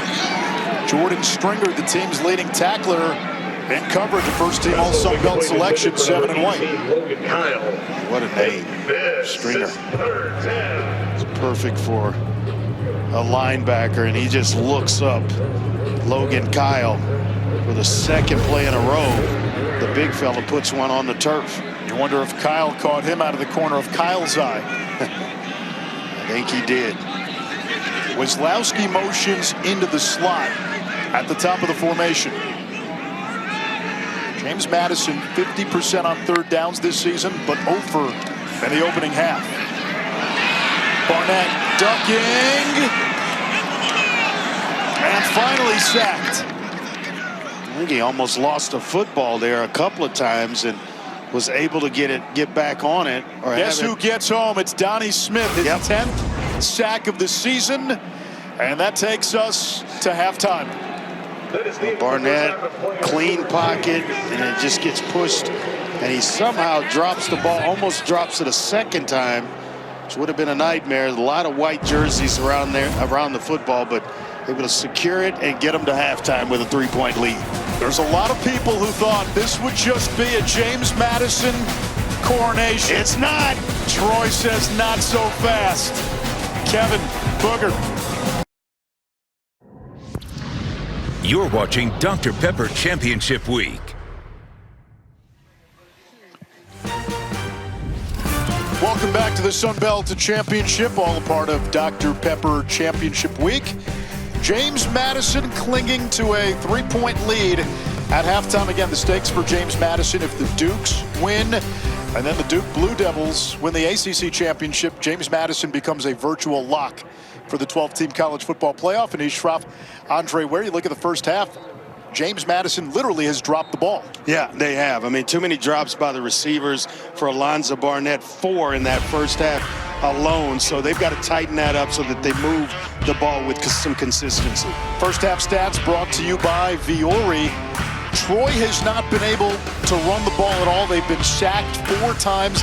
Neither team has done well on 3rd down, but the Trojans on a gutsy 4th down call, bailed out by a pass interference penalty. Another drive extended on a pass interference penalty. They're finding ways to hang around, and they used the boxing analogy. They want to make this a 12-15 round fight.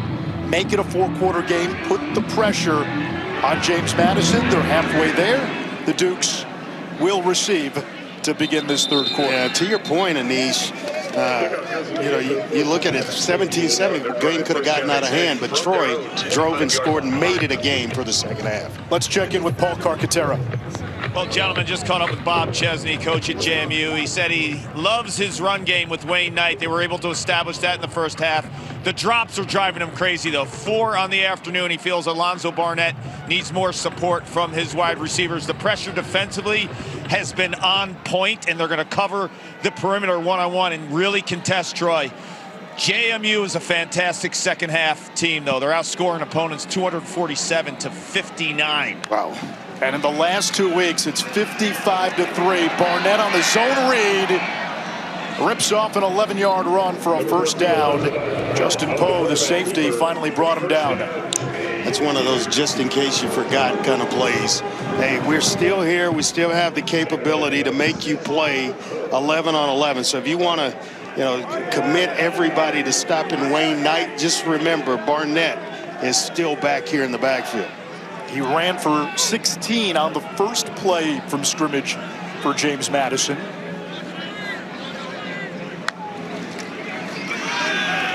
Barnett again. Out to the 40-yard line. Last year in a win against North Carolina, Barnett led James Madison to a 70-point outburst. He had 7 total touchdowns in the win at Chapel Hill. This season, true dual threat. Took him a little while to unlock the running game. He was coming off an ACL, but about midway through the season, he showcased that dual threat ability. In back-to-back games at one point, he had a 4-touchdown game on the ground and a 4-touchdown game through the air. This is Wayne Knight. Ran for 100+ in the opening half, picks up 6, and the playbook is open on 3rd and 1. Boy, Justin Poe has made two tackles on this drive alone. And what it does is when you get players flying down from their safety spots, which is where Poe plays, now all of a sudden play action. You show it, maybe take a step into the line of scrimmage. Here comes Poe, and then back out and launch one, and look for James Madison at some point to show the play action to Justin Poe, and then try to go over his head. James Madison, one of the best 3rd down teams in the country, 0 for 7 tonight. And that is their first 3rd down conversion. It's Wayne Knight on the ground, up to 114 rushing yards. To your point, 11th in the country. They lead the Sun Belt at 50% on 3rd down. That's going to win you a lot of games, as it did with JMU this year, having the 11 win total.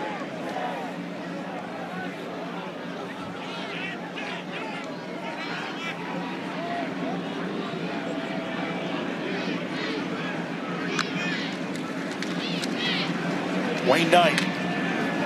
Direct snap to Wayne Knight. Number 3, Wayne Knight, the ball carrier. Barnett to the side of him. They go to Wayne Knight with it. Now just kind of they're starting to get creative back there, but relying here on this big offensive line to move and pave the way for Wayne Knight and Alonzo Barnett. They have run it on every play this drive, and they have brought in a 6th offensive lineman.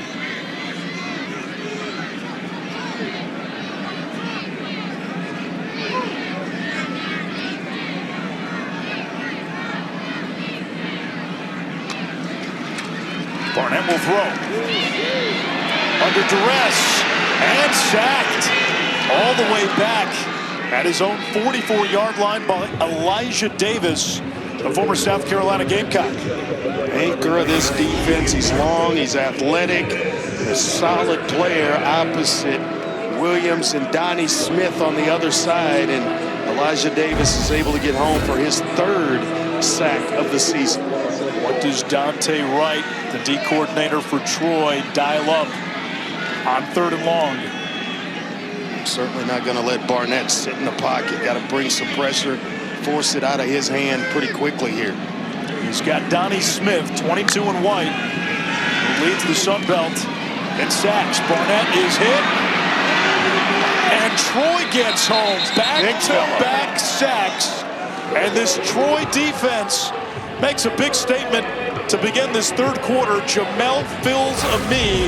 They told us he's twitchy. You don't say that about a 340-pound D tackle. Yeah, the scouts come in and they're like, wait a minute, who is this guy at 6'3", 345 pounds with this type of movement? And that's only gonna, raise the curiosity of scouts coming into Troy trying to find out about number 98.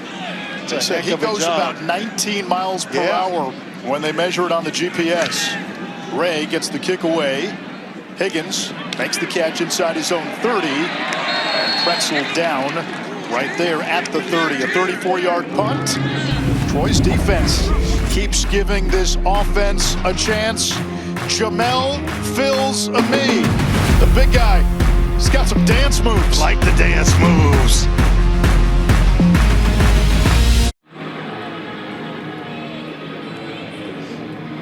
The Troy Trojans are the first team with multiple rushing touchdowns and negative rushing yards in any half since Miami back in September of 2022. The Canes, by the way, lost that game to Middle Tennessee. And Troy with the football from their own 30, down by 3. It's a Troy team that had to win a week ago at Southern Miss just to get to this point. Troy doesn't care about all of that, man. They're in the ball game, down by 3. Hey, we'll take being right here. They've got a new left tackle in Caleb Ash with Russ out. Crowder has an open receiver. We got a flag at the tail end of the play. Epps makes the catch. A push off on Epps.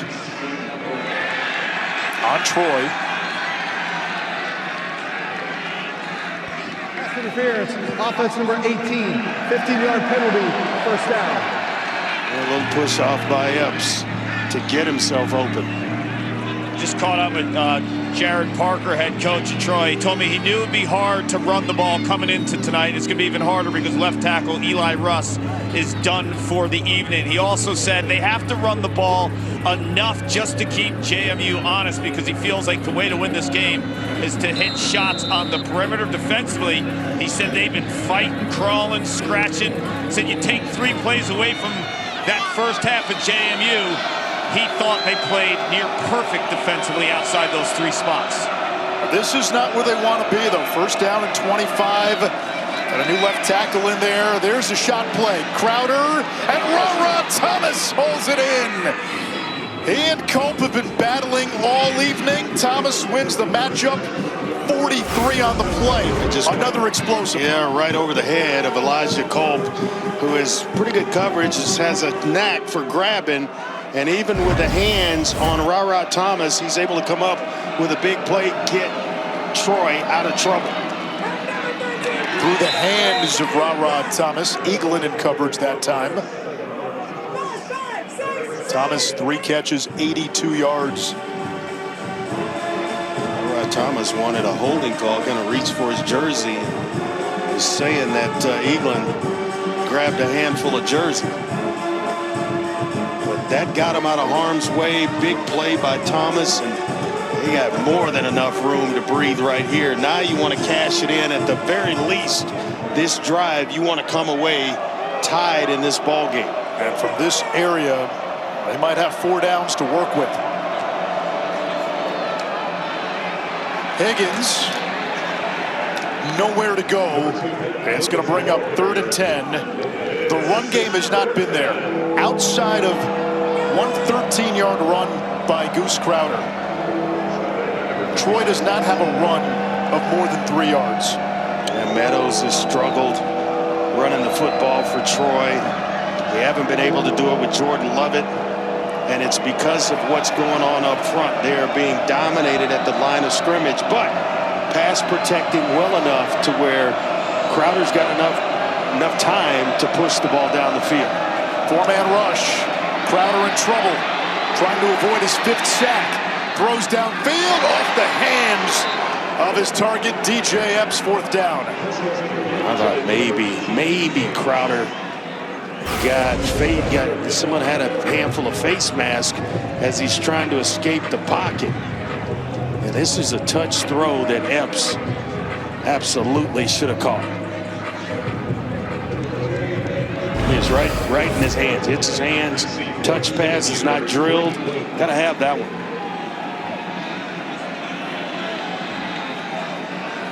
Evan Crenshaw to punt it away. He's been a busy man.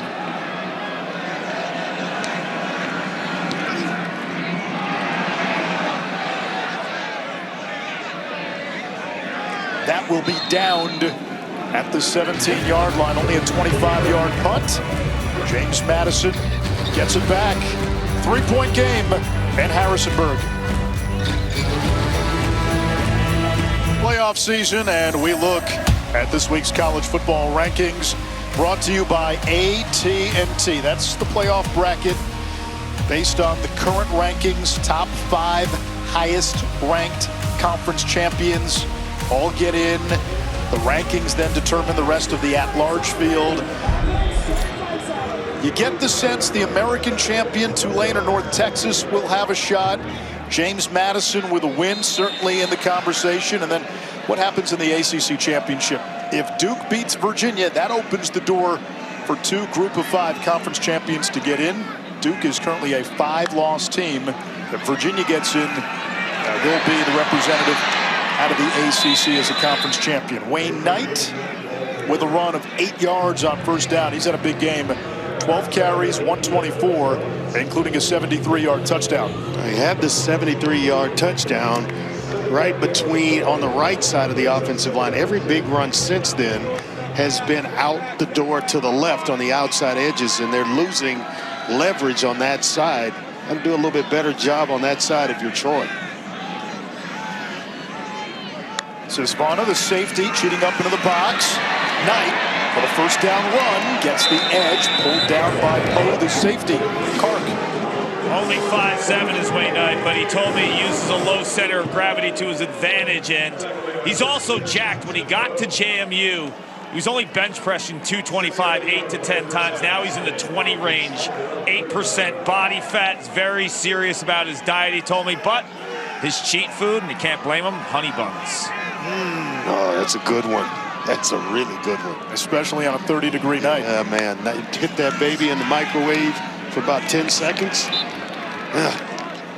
Incomplete on the RPO to Wisłowski.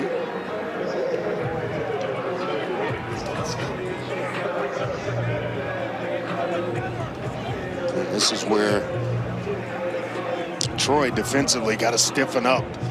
You're playing the field position battle in a close game on the road. You can't afford to give up first downs and field position and then find yourself, even if you find a way to stop JMU, backed up where you can't make a mistake. Landon Ellis, the motion man, sets up camp in the slot. Motions again. Barnett keeps it. Gashing through the middle for a gain of about 9. Brings up third down and 1. Luke Hodge with the tackle. Nice job there by Hodge of kind of sorting things out and backtracking to get to Barnett. But again, third down and short. This is where James Madison lived most of the season. And the big boy's in. The big back is in there. They give it to Joby Mallory. All 238 pounds. He's got a first down. And you wonder, as this game wears on, does James Madison lean on that offensive line, which features 5 all-conference performers? I think so. It's not how you win. It's just winning for James Madison. And that group up front has served its purpose all season long. They're going to look to rely on it, or that group again tonight. And I think the second half, it's exactly what you're going to get between Knight and Mallory. Duke's up to 180 rushing yards. Quick throw, another drop. Sanchez, couple of drops tonight. Logan Kyle, couple of drops tonight. Just continuously putting it on the ground or on the turf. What does that do to a quarterback, Andre? Well, it gets you a little frustrated, and then at some point, I'd imagine Barnett's going to have a talk along the sideline with that group. Because he's been on the money with it. It's just gone on the turf.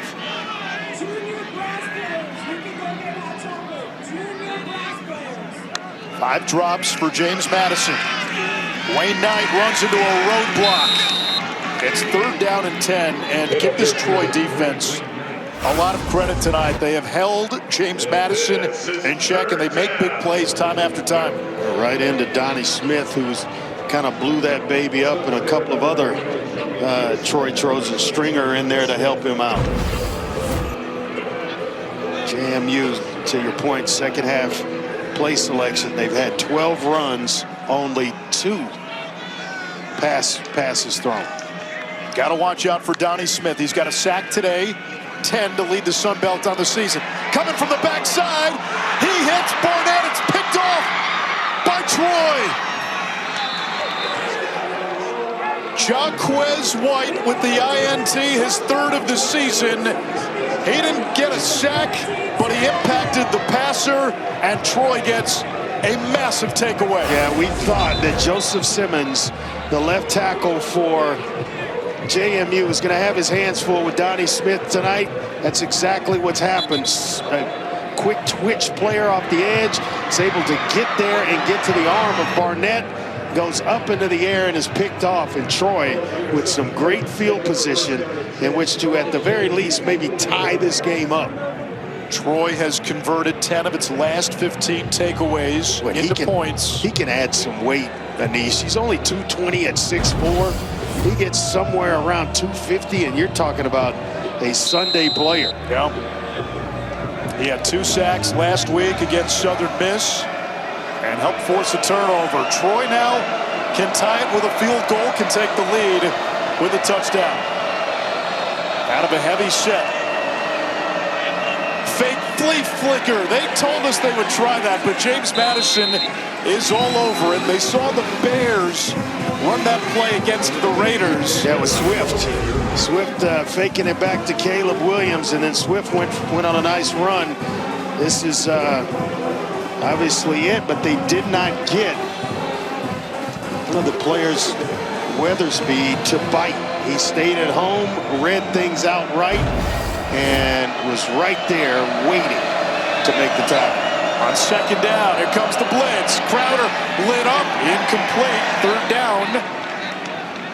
I know it's third down, but to go back to that fake flea flicker off the turnover, I know that's when you like to call those plays. Yeah, right after the turnover, you got great field position in which to execute it. That's almost like taking a shot, but through the run game, because it is somewhat of a trick play. Hidden there, and then they come back, throw the incompletion to Ethan Connor, and now faced with 3rd and 10. A major hurdle to overcome here against a good, sound defensive JMU. Can this bandaged offensive line hold up? Watch for Peyton Higgins, number 2 in the slot at the top. Blitz coming. Crowder down the sideline, back shoulder, incomplete, 4th down. Going to go to Ra Thomas, who's on the outside of Higgins. Colpson, pretty good, pretty defended that one well. That's the matchup that they're coming after. I've seen it a few times tonight, Andre. Another drop. That should have been a catch. They need a big play. It's Thomas matched up on Culp. And now a field goal to tie by Scott Taylor Renfro from 46. Season long 47, career long 50. That's no good.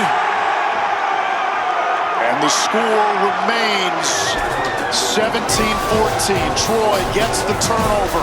Got premium field position, but can't capitalize.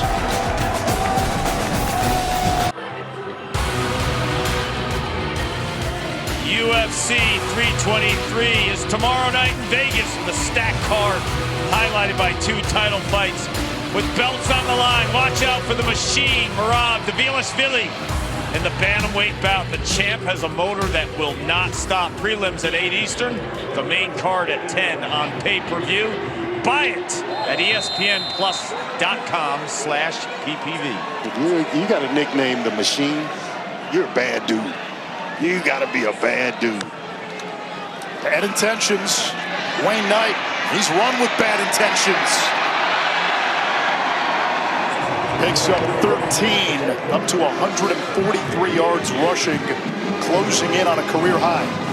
At some point in this second half, Troy, being undersized on the defensive line, going to start feeling this JMU offensive line leaning on them, the running game coming at them constantly. They've done their part so far. A turnover, can't get points off an interception with great field position. They keep it on the ground. It's Knight one more time.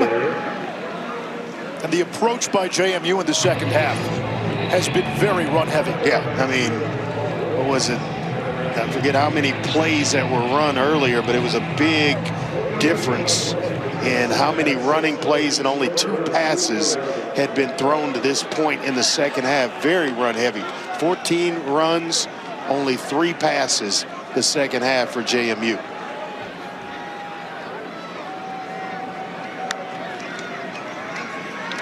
RPO. And a first down catch by Landon. Ball's Ellis. Ball comes out. And it's Troy football, back-to-back drives where Troy's defense comes up with a takeaway. JMU is trying to let Troy stay in this game by turning the ball over. An interception, a fumble, now a fumble. Just kind of battling. You got to know when enough's enough. That's Landon Ellis. And Justin Poe rips it out. He'd been out with an injury, but back this week, and Poe with the strip, balls on the ground, and I'm not sure who came up with it. Maybe one of those big guys. Phyllis me. I want to see him dance again. I want to see big Marcus Spears put him on his list. Big Mel, they call him, number 98 in white, and now the Troy offense gets another opportunity. Last time off the turnover, they went with a gadget play, a fake flea flicker. Told us they got a couple in the bag tonight. Let's see if they bring one out here.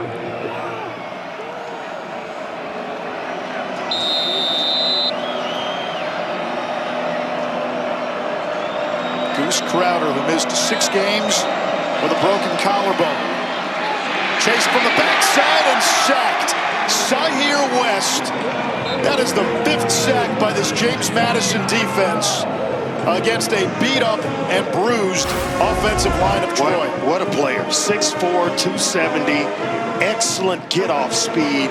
Can play inside at D-tackle and outside at defensive end. And when he turns the corner, he gets flat in a hurry and hits the gears. Man, he is a good player. Just a redshirt freshman. He's been in the backfield a few times tonight.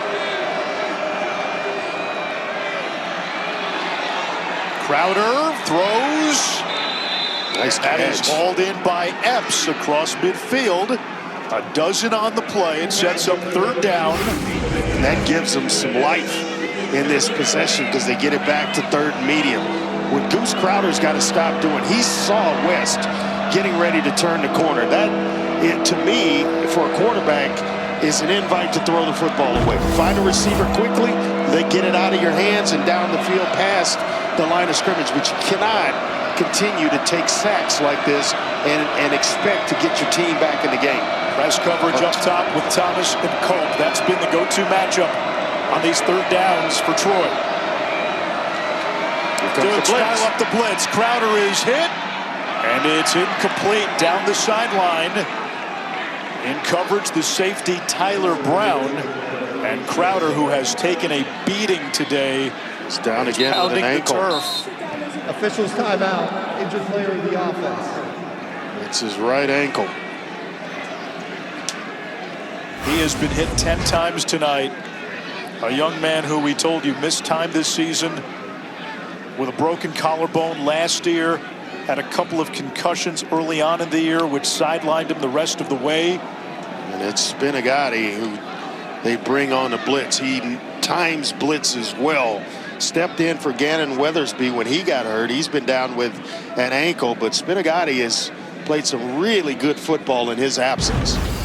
Now, if Troy has to go to its backup, it would be number 10, Tucker Kilcrease, who has started 7 games this season. And Kilcrease won his first 5 games as a starter this year in place of the injured Goose Crowder.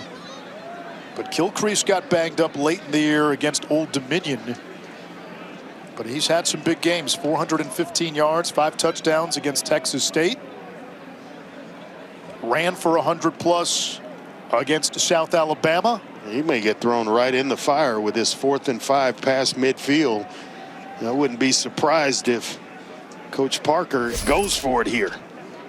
I think Troy plays this game differently than James Madison. Troy is the giant underdog. Nobody gave them a chance all week.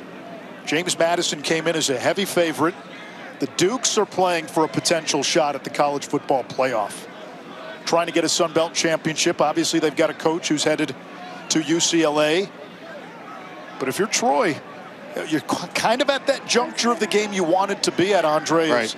Crowder's going to be helped off, and it's tough to see it end for that young man who's battled through injuries the last 2 years. But you just knew he was taking a pounding, by not throwing the ball away. Yeah, no one's going to question your toughness all of that, but you got to protect yourself as well. And it just felt like one play too many. He held on to it a little bit too long. It's been a tough go for him because Troy really has not given him the support in the run game. We've told you about all the injuries they've had on the offensive line, and suffered another one with their left tackle Eli Russ going down. Crenshaw threw a pass on a fake punt last week. It was actually to Donnie Smith. This one over the head of Knight. It bounces into the end zone. 52-yard kick. James Madison ball at the 20-yard line. Let's get you caught up how we got here. Wayne Knight with his team down 7-3, ripped off a 73-yard run. Hello, Newman. Goodbye, Newman. Knight's over 100 yards rushing. And it's Wisloski reeling one in over the back of the secondary of Troy, and then Meadows comes back, gets himself into the end zone, and it got us to 17-14. And we have been there since halftime. Nobody has scored in this third quarter. Barnett on the zone read, finds a seam. And an ankle tackle from behind by David Daniel Sisvana after a gain of 21. And if he's not tripped up by the safety, he's got some more real estate. If David Daniel Sisvana doesn't make that ankle tackle, Barnett may be in a foot race to the end zone, one of the other safeties. I mean, he just reaches out, grabs him by the ankle, and is able to pull him down and save maybe a score there. 217 rushing yards for James Madison. 9th time this season they've gone over 200. They average 240 a game. Off play action. Barnett fits it in for a first down all the way to the 45-yard line of Troy. It's Nick DeGennaro. Well, that's a nice layered throw over the top of the linebacker and into the hands of his receiver. Heck of a job there. And now Alonzo Barnett, he's been accurate with the ball. It's just drops have really affected his stat line. Meanwhile, Goose Crowder on the cart. Tough to watch that. He's played tough today, taking a lot of hits. Barnett lunges forward for about a yard. That will take us to the fourth quarter. James Madison 15 minutes away. This is the end from a Sun Belt championship. Troy has accomplished one of its big goals tonight. They've made it a 4-quarter game. Can they send a shockwave through college football by pulling one out in Harrisonburg?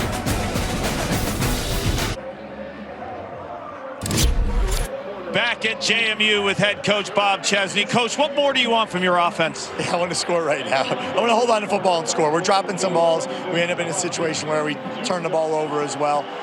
We got to put this drive together here. Our defense, what a great job on those last 2 short fields. Phenomenal work. We just got to make sure we put this one together. Then where are the best opportunities to score? I think I like the quarterback run game, him pulling a little bit. You watch every time this ball is handed off, they're dive bombing this. The RPO game still has life to it, and then we got to shoot it up top, especially when you watch these safeties come downhill. Maybe a double move coming in there. Thank you. So we were just talking about Anish with the safety for Troy and Poe coming downhill along with Lafayette. Those guys filling the alleys and trying to help in run support.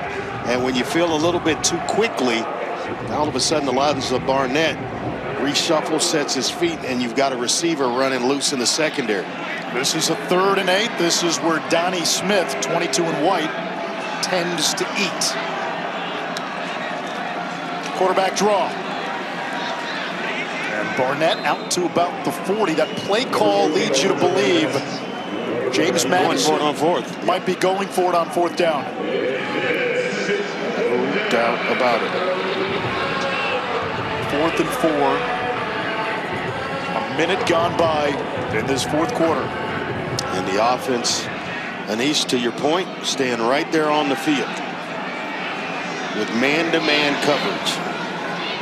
Could this be where Alonzo Barnett pulls it like his head coach just said? He's in there. He finds finds Wisłowski for a first down. They pick up the blitz. They bring the pressure. JMU picks up everyone and gives Barnett the time needed to find Wisłowski. Everyone picked up. Wisłowski wins in coverage, and chains move for an automatic first down there. James Madison needs a win to have any chance at the 12-team playoff. Very much in the mix, ranked 25th in Tuesday's CFP rankings. Barnett backpedaling. Threw it behind Wayne Knight, who was open, 2nd and 10. That's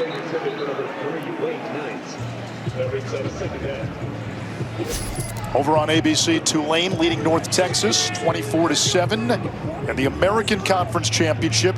Now, that's going to be an interesting result to watch because Tulane and North Texas both ranked.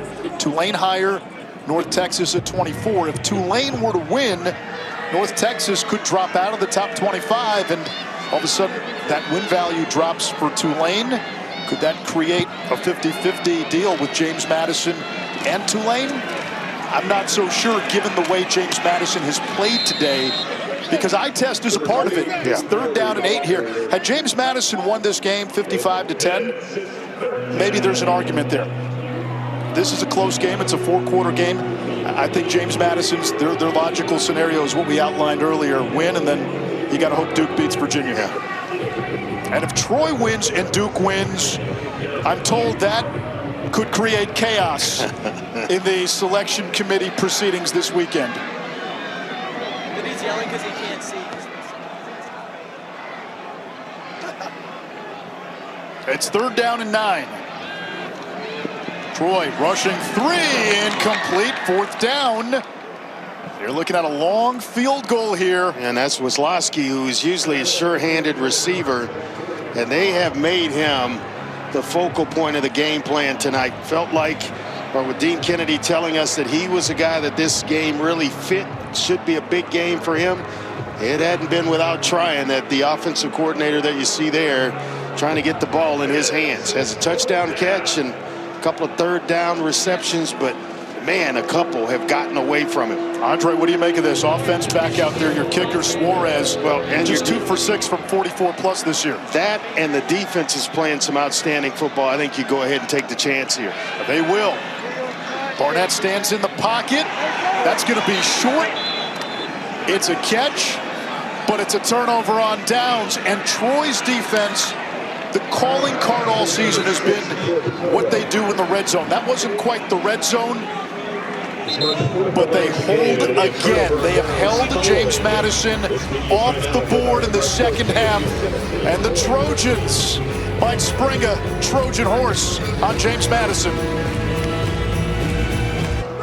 Anish Shroff, Andre Ware, Paul Carcaterra, Sun Belt Championship down to the wire, and Detroit turns to its backup quarterback, Tucker Kilcrease. He started 7 games this year, won his first 5.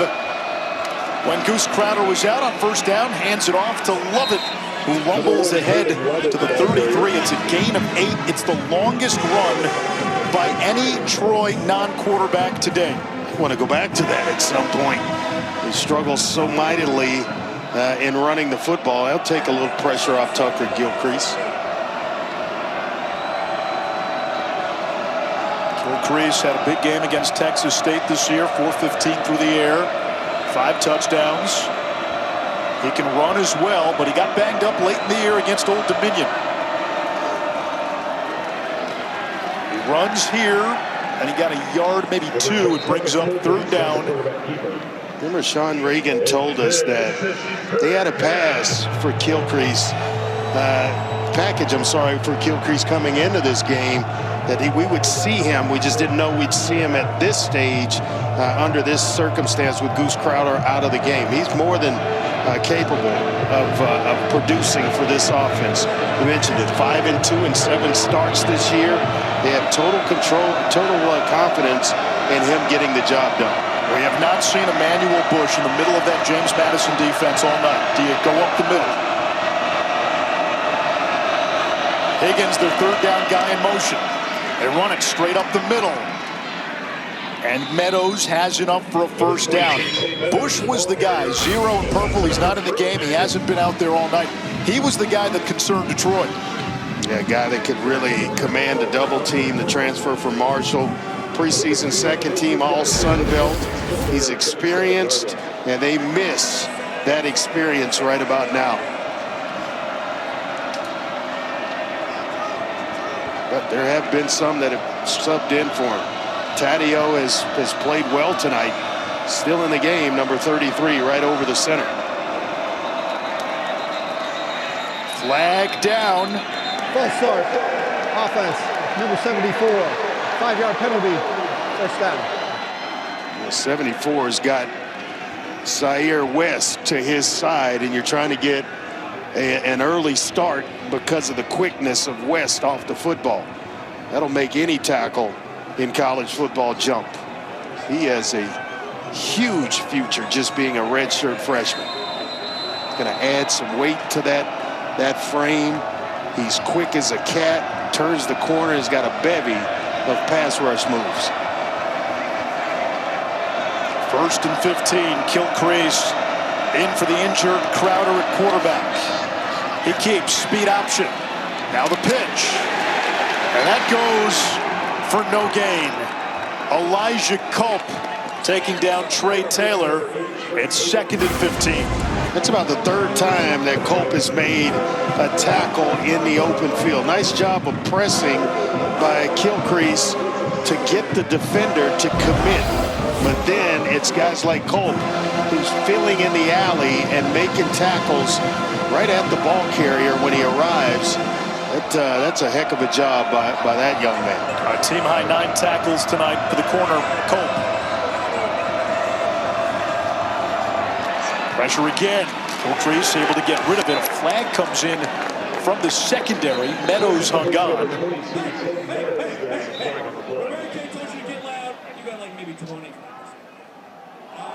We'll call a hold. Holding. Against James Defense Madison. number 2. 10-yard penalty. Automatic. First down. And that's Culp. That's his 3rd penalty of the evening. And I want to say all of them have been a result of him grabbing a receiver's jersey. And that time it was Rod Thomas. And that's an automatic first down, so 2nd and 15. Watch the battle at the bottom of the screen between Culp and actually it's the smaller 130 and Trey Taylor. A lot of jersey grabbing.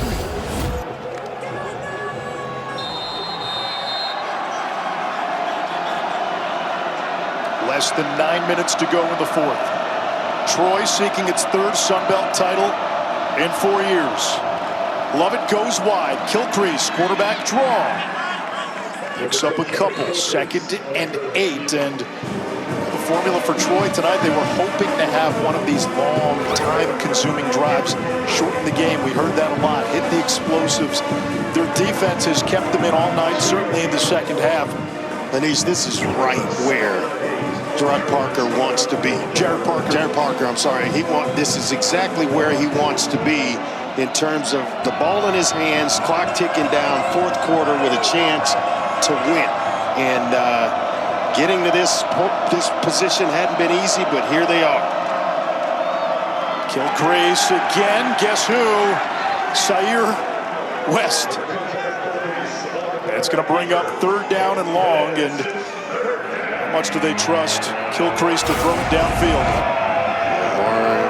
Lamar Thomas in there helping out with Zaire West, but man, has he taken over the football game at the line of scrimmage, just dominating the line of scrimmage. And now he goes back over to Townsend's side, where he had a false start earlier in this possession.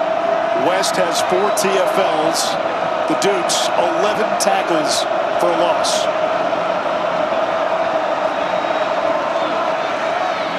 On 3rd down, Kilcrease under duress, looking for an escape route, and he doesn't get much, maybe a half yard.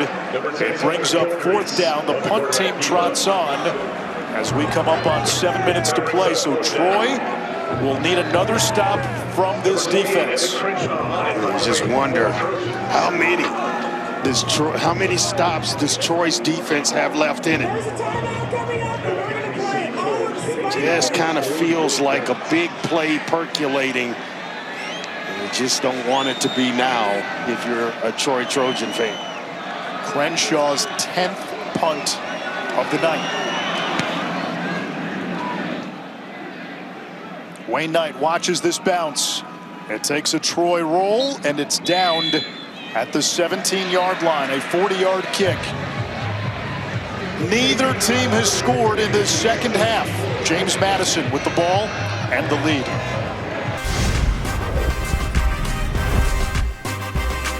Looking at the last 5 Sun Belt champions, App State in 2019. Raging Cajuns in 2021. At Troy in 2022 and 2023.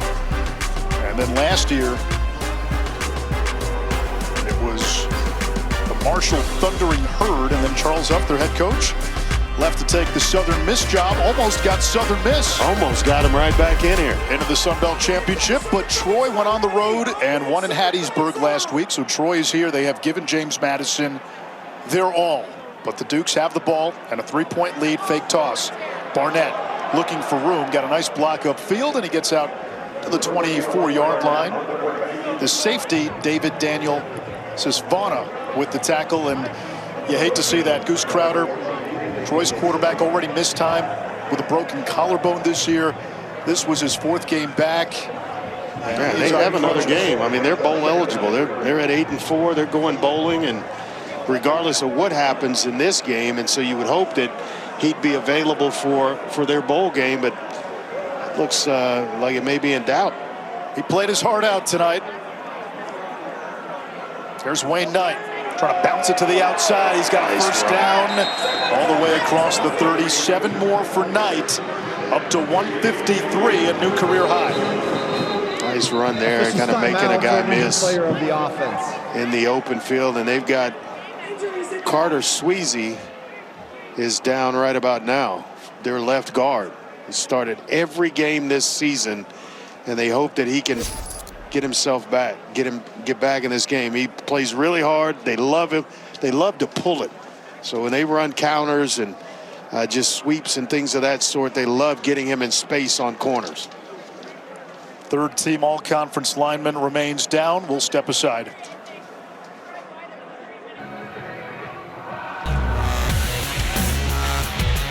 Coming up after the game, Sports Center with Nicole Briscoe and Ryan Smith. They'll have the star of tonight's game on the show. Sam Acho has the keys to Saturday's championship games. Plus, the captain of the U.S. men's national team reacts to the World Cup draw. First down and 10, James Madison, 5:41 to go, 4th quarter.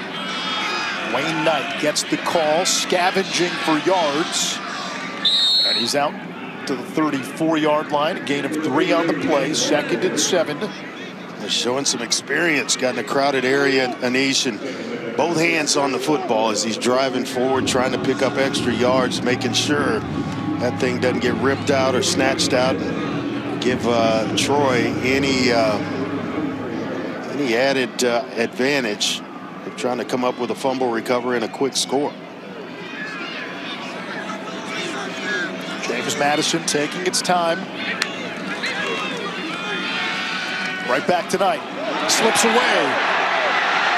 Into the secondary and beyond. Out of bounds inside the Troy 30-yard line. It's a run of 40 yards, and Knight over 200 yards rushing. Yeah, he makes Jordan Stringer miss. The captain, J-Rock, is right in the hole with him. He makes him miss, and then he's off to the races. All 5'7", 190 pounds of Wayne Knight, and he has had some night tonight. No pun intended. He's going to be just a tick shy of that 200-yard mark. He'll get a breather with Mallory in there. Wazlowski in motion. Quarterback run. Barnett using a lead blocker. Gets free. Barnett to the end zone. That's the player of the year in the Sun Belt.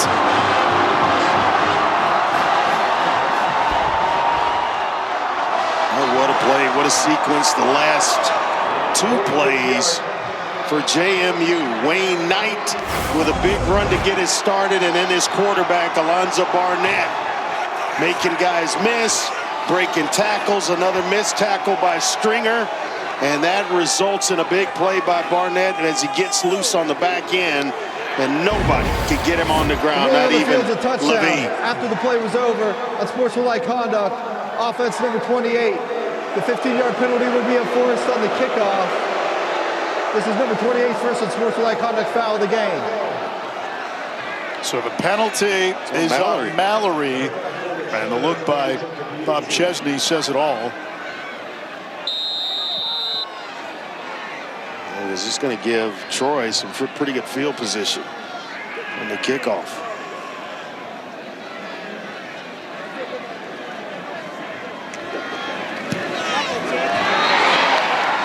The PAT by Suarez, good. It's a 2-score lead for James Madison, 4:11 left. Troy still has 3 timeouts and the 2-minute timeout. Yeah, Mallory leads Barnett through the hole, and then it's just kind of Barnett. A pickoff block by Mallory, a broken tackle of Jordan Stringer, and then Levine just could not catch up with Barnett. 7th time this season, Alonzo Barnett has had a rushing and passing touchdown in the same game. A young man who tore his ACL on the final play of the regular season last year. They weren't sure what his status would be to begin the season. He was ready for fall camp. Early in the year, he and Matthew Sluka were in a bit of a timeshare, and then after the loss to Louisville, it was Barnett. And probably a few weeks later, mid-October, they took the training wheels off Barnett, and they kind of unleashed him as a dual threat. And that's when this team really took off. They've won 10 in a row overall. Again, that one loss was to Louisville. And if they hang on here in the last 4-11, they'll be watching with intent when the playoff bracket is revealed Sunday. Just kind of felt like a 2-quarterback system might work against Weber State, where they put up 45, but not against Louisville. And it just kind of forced them to look internally at if it was really going to last the entire season. They made the choice to go strictly with Barnett. Epps faked the handoff on the return, gets out across the 40. Kark?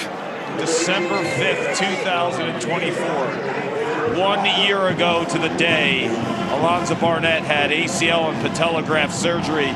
He told me he's such a quick healer that the medical staff personnel said his bone density was so thick it dulled the blade. And 12 days after surgery, he was balancing on one leg to test his strength, even though the trainers told him not to.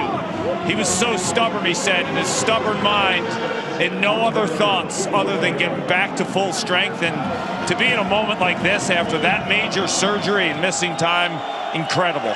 He's made of adamantium. Kilcrease in at quarterback for Troy, taking over for the injured Crowder.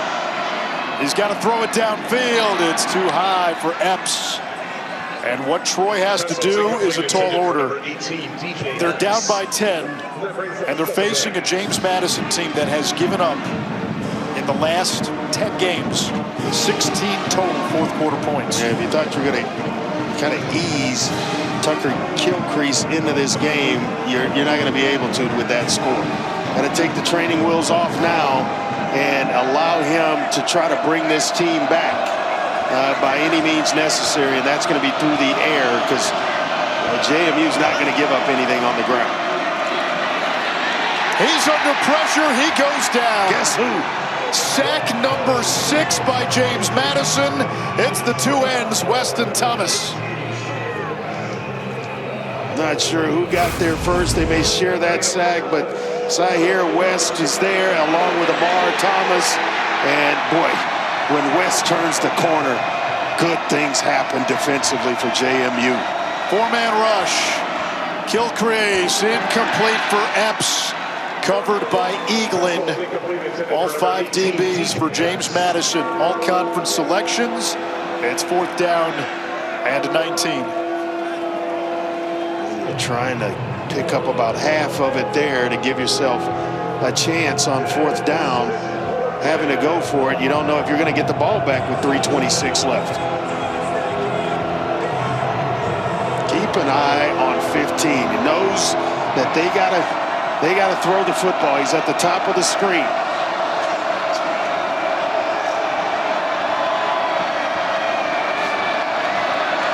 Three-man rush with a spy. Kiltree's hit. The ball is out. Picked up by James Madison. Touchdown for the Dukes. Drew Spinagatti, the scoop and score. West with the play, the scoop and score by Spinagatti. And James Madison has just broken this thing open. Boy, what a talent they have in that redshirt freshman who's going to be super. He makes the sack fumble. Spinagatti picks it up and houses the thing for more points for JMU. I tell you what, there's a lot of coaches around the country watching. I'm sure Bob Chesney might want to take him to UCLA. No doubt about it. But Zaire West is no longer a hidden secret here in Harrisonburg. 6'4", 270, with the capability of adding more weight and speed to that frame. Andre tonight, he's got 3 sacks, 5.5 TFLs, and 10 tackles overall. He was the freshman of the year in the Sun Belt. He's had a breakout game in the championship. And he spent the whole night in the backfield of Troy, pretty much. That is just crazy, the talent that is seeping from Zaire West. Zaire West, redshirt freshman, finance major, and Spinagatti, who was a Holy Cross transfer. That's where Bob Chesney used to coach, as Jared Parker is furious with the officials about something. I mean, totally upset. Not sure what got him so fired up.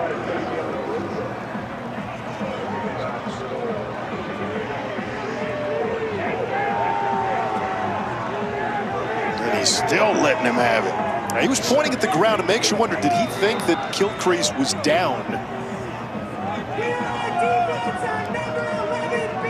Didn't look like it on the replays that we had a chance to see. Rosa kicks it away. Think of the journey for some of these James Madison 5th and 6th year guys. We'll talk about that after another look here on the replay.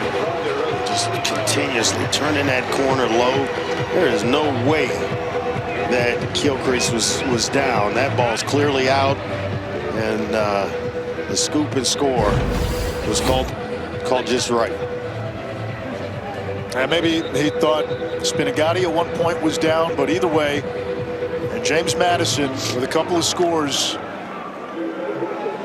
has taken a 3-score lead with 3:17 to go. Troy took James Madison to the final round, and then James Madison landed a couple of haymakers. You think West is over on the sideline talking about it with his teammates? No, right back on the field. Epps on the comeback for a gain of 8. To finish the thought, some of the guys on James Madison, 5th-year guys, their journey saw them shepherd a program from the FCS to the FBS, from the FCS playoffs to potentially the college football playoff. Some job. It's a heck of a job by the players in the program, the coaches in their preparation for getting this these young men ready. And I tell you what, they have answered the bell tonight. West, pressure again.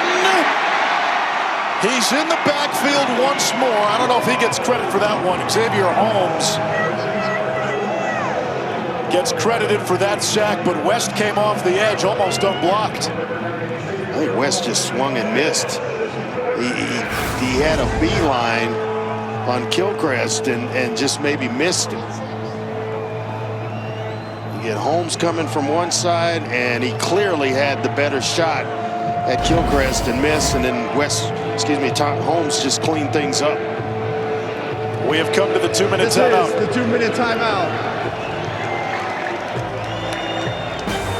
Zaire West, the redshirt freshman, living in the backfield tonight.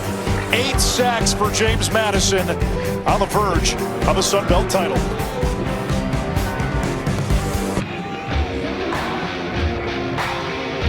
James Madison's path to the playoff, according to the All-State playoff predictor. The Duke's on the verge of winning tonight. If the Duke Blue Devils win the ACC championship over Virginia, James Madison, a practical lock. If they win tonight, and the other scenario would entail that Virginia wins the ACC championship, it says 55%.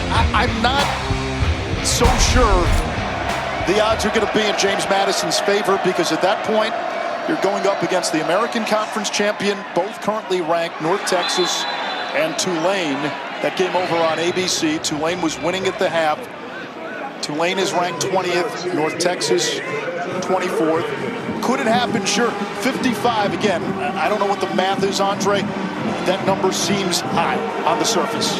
It does. I mean, it really does if Virginia takes care of business. And but you know, if you're JMU, you're holding on to any chances that you can get to get in the college football playoffs. At the very least. The field of a completed catch for a first down is under video review. I wondered if they were going to take a look at this, because it looked like the defender may have pushed him out of bounds. It was Peyton Higgins, who's been their first down, third down guy all season, and foot is in, and now does he complete the catch? That's the question. Gets that right foot in. Let's bring in Jerry McGinnis, our rules analyst. Jerry, it appears the question is, does he hold on to the ball long enough for that to be a catch? Exactly. So we have the shot of the right foot coming down, but there at the end, he loses control of the ball. So it's a great stop by replay. Yeah. So they will overturn this to an incomplete pass.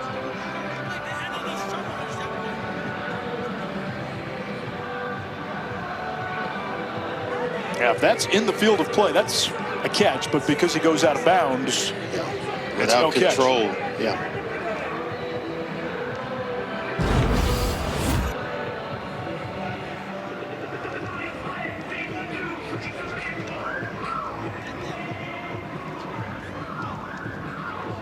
James Madison has averaged double-digit wins in all of its seasons playing an FBS schedule. That's the average. A proud program. They've won a couple of national championships at the FCS level. In 2022 and 2023, they won their division in the Sun Belt.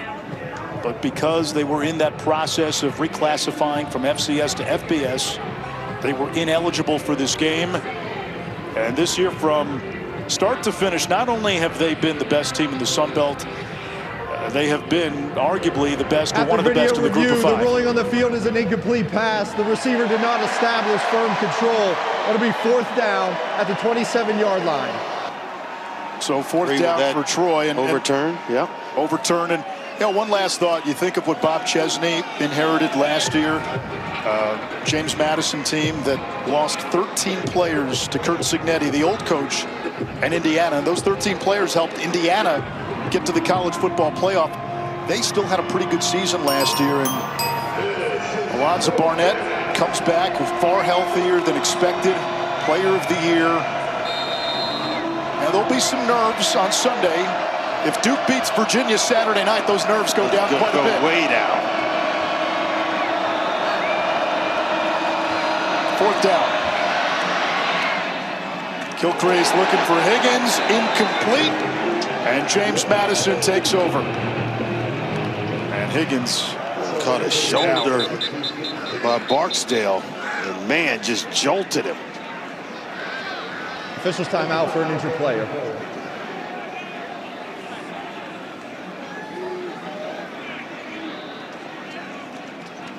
Been a physical game. Troy's defense held James Madison off the board for most of the second half. In this weather, that type of hit, man, that is, you got your teeth chattering on that hit.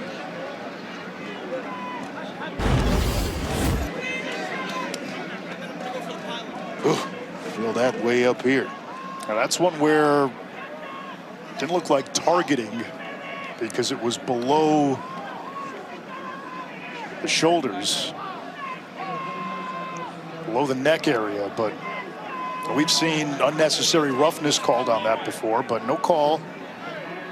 And you hope Higgins is okay already tonight. Troy lost at starting quarterback Goose Crowder.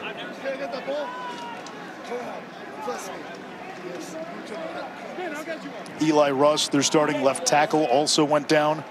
Looking at the bling of Alonzo Barnett that I would dare not wear in a game, because if it comes off, you don't know it's off until it's too late. Has that happened? I'm sure it has to have happened. Your teammate or anybody, at some point somewhere, somebody's, gone into a game with some jewelry on, and about the time you're ready to hit the shower, you realize it's not there. 1:49 left. There's Wayne Knight.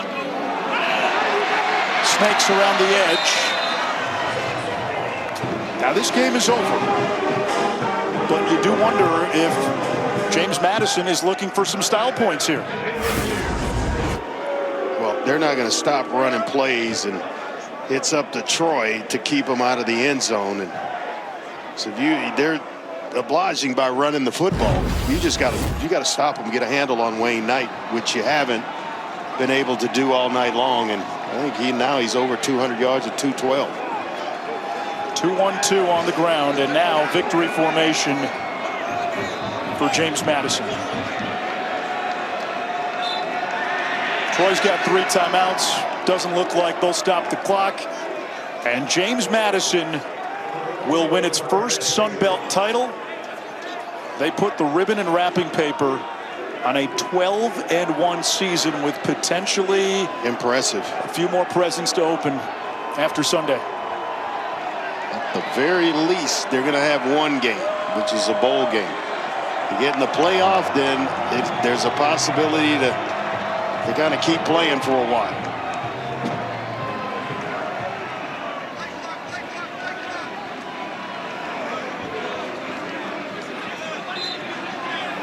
The Dukes have done their part, and now for Harrisonburg and all of JMU Nation, it's up to Duke to do its part Saturday night in the ACC Championship.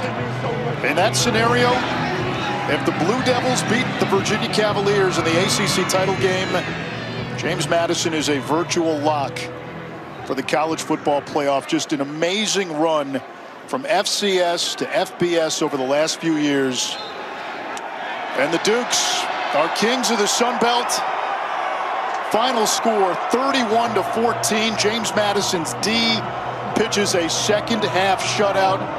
And their big players, Wayne Knight, Alonzo Barnett, made the big plays when it mattered. Yeah, they did. And 223 yards from scrimmage for Wayne Knight. Troy only had 177. And then Zaire West, boy, did he do it, and do it big on the defensive side of the ball for JMU. Dominant at the line of scrimmage, dominant as a pass rusher, and we will call that name going forward big time. Zaire West going to be one heck of a football player going forward for either here at JMU or somewhere down the road.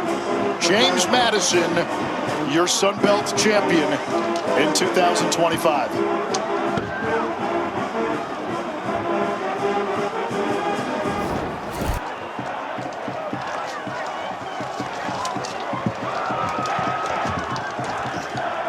Fans rushing out onto the field. The head coach, Bob Chesney, told us that if this team gets into the playoff,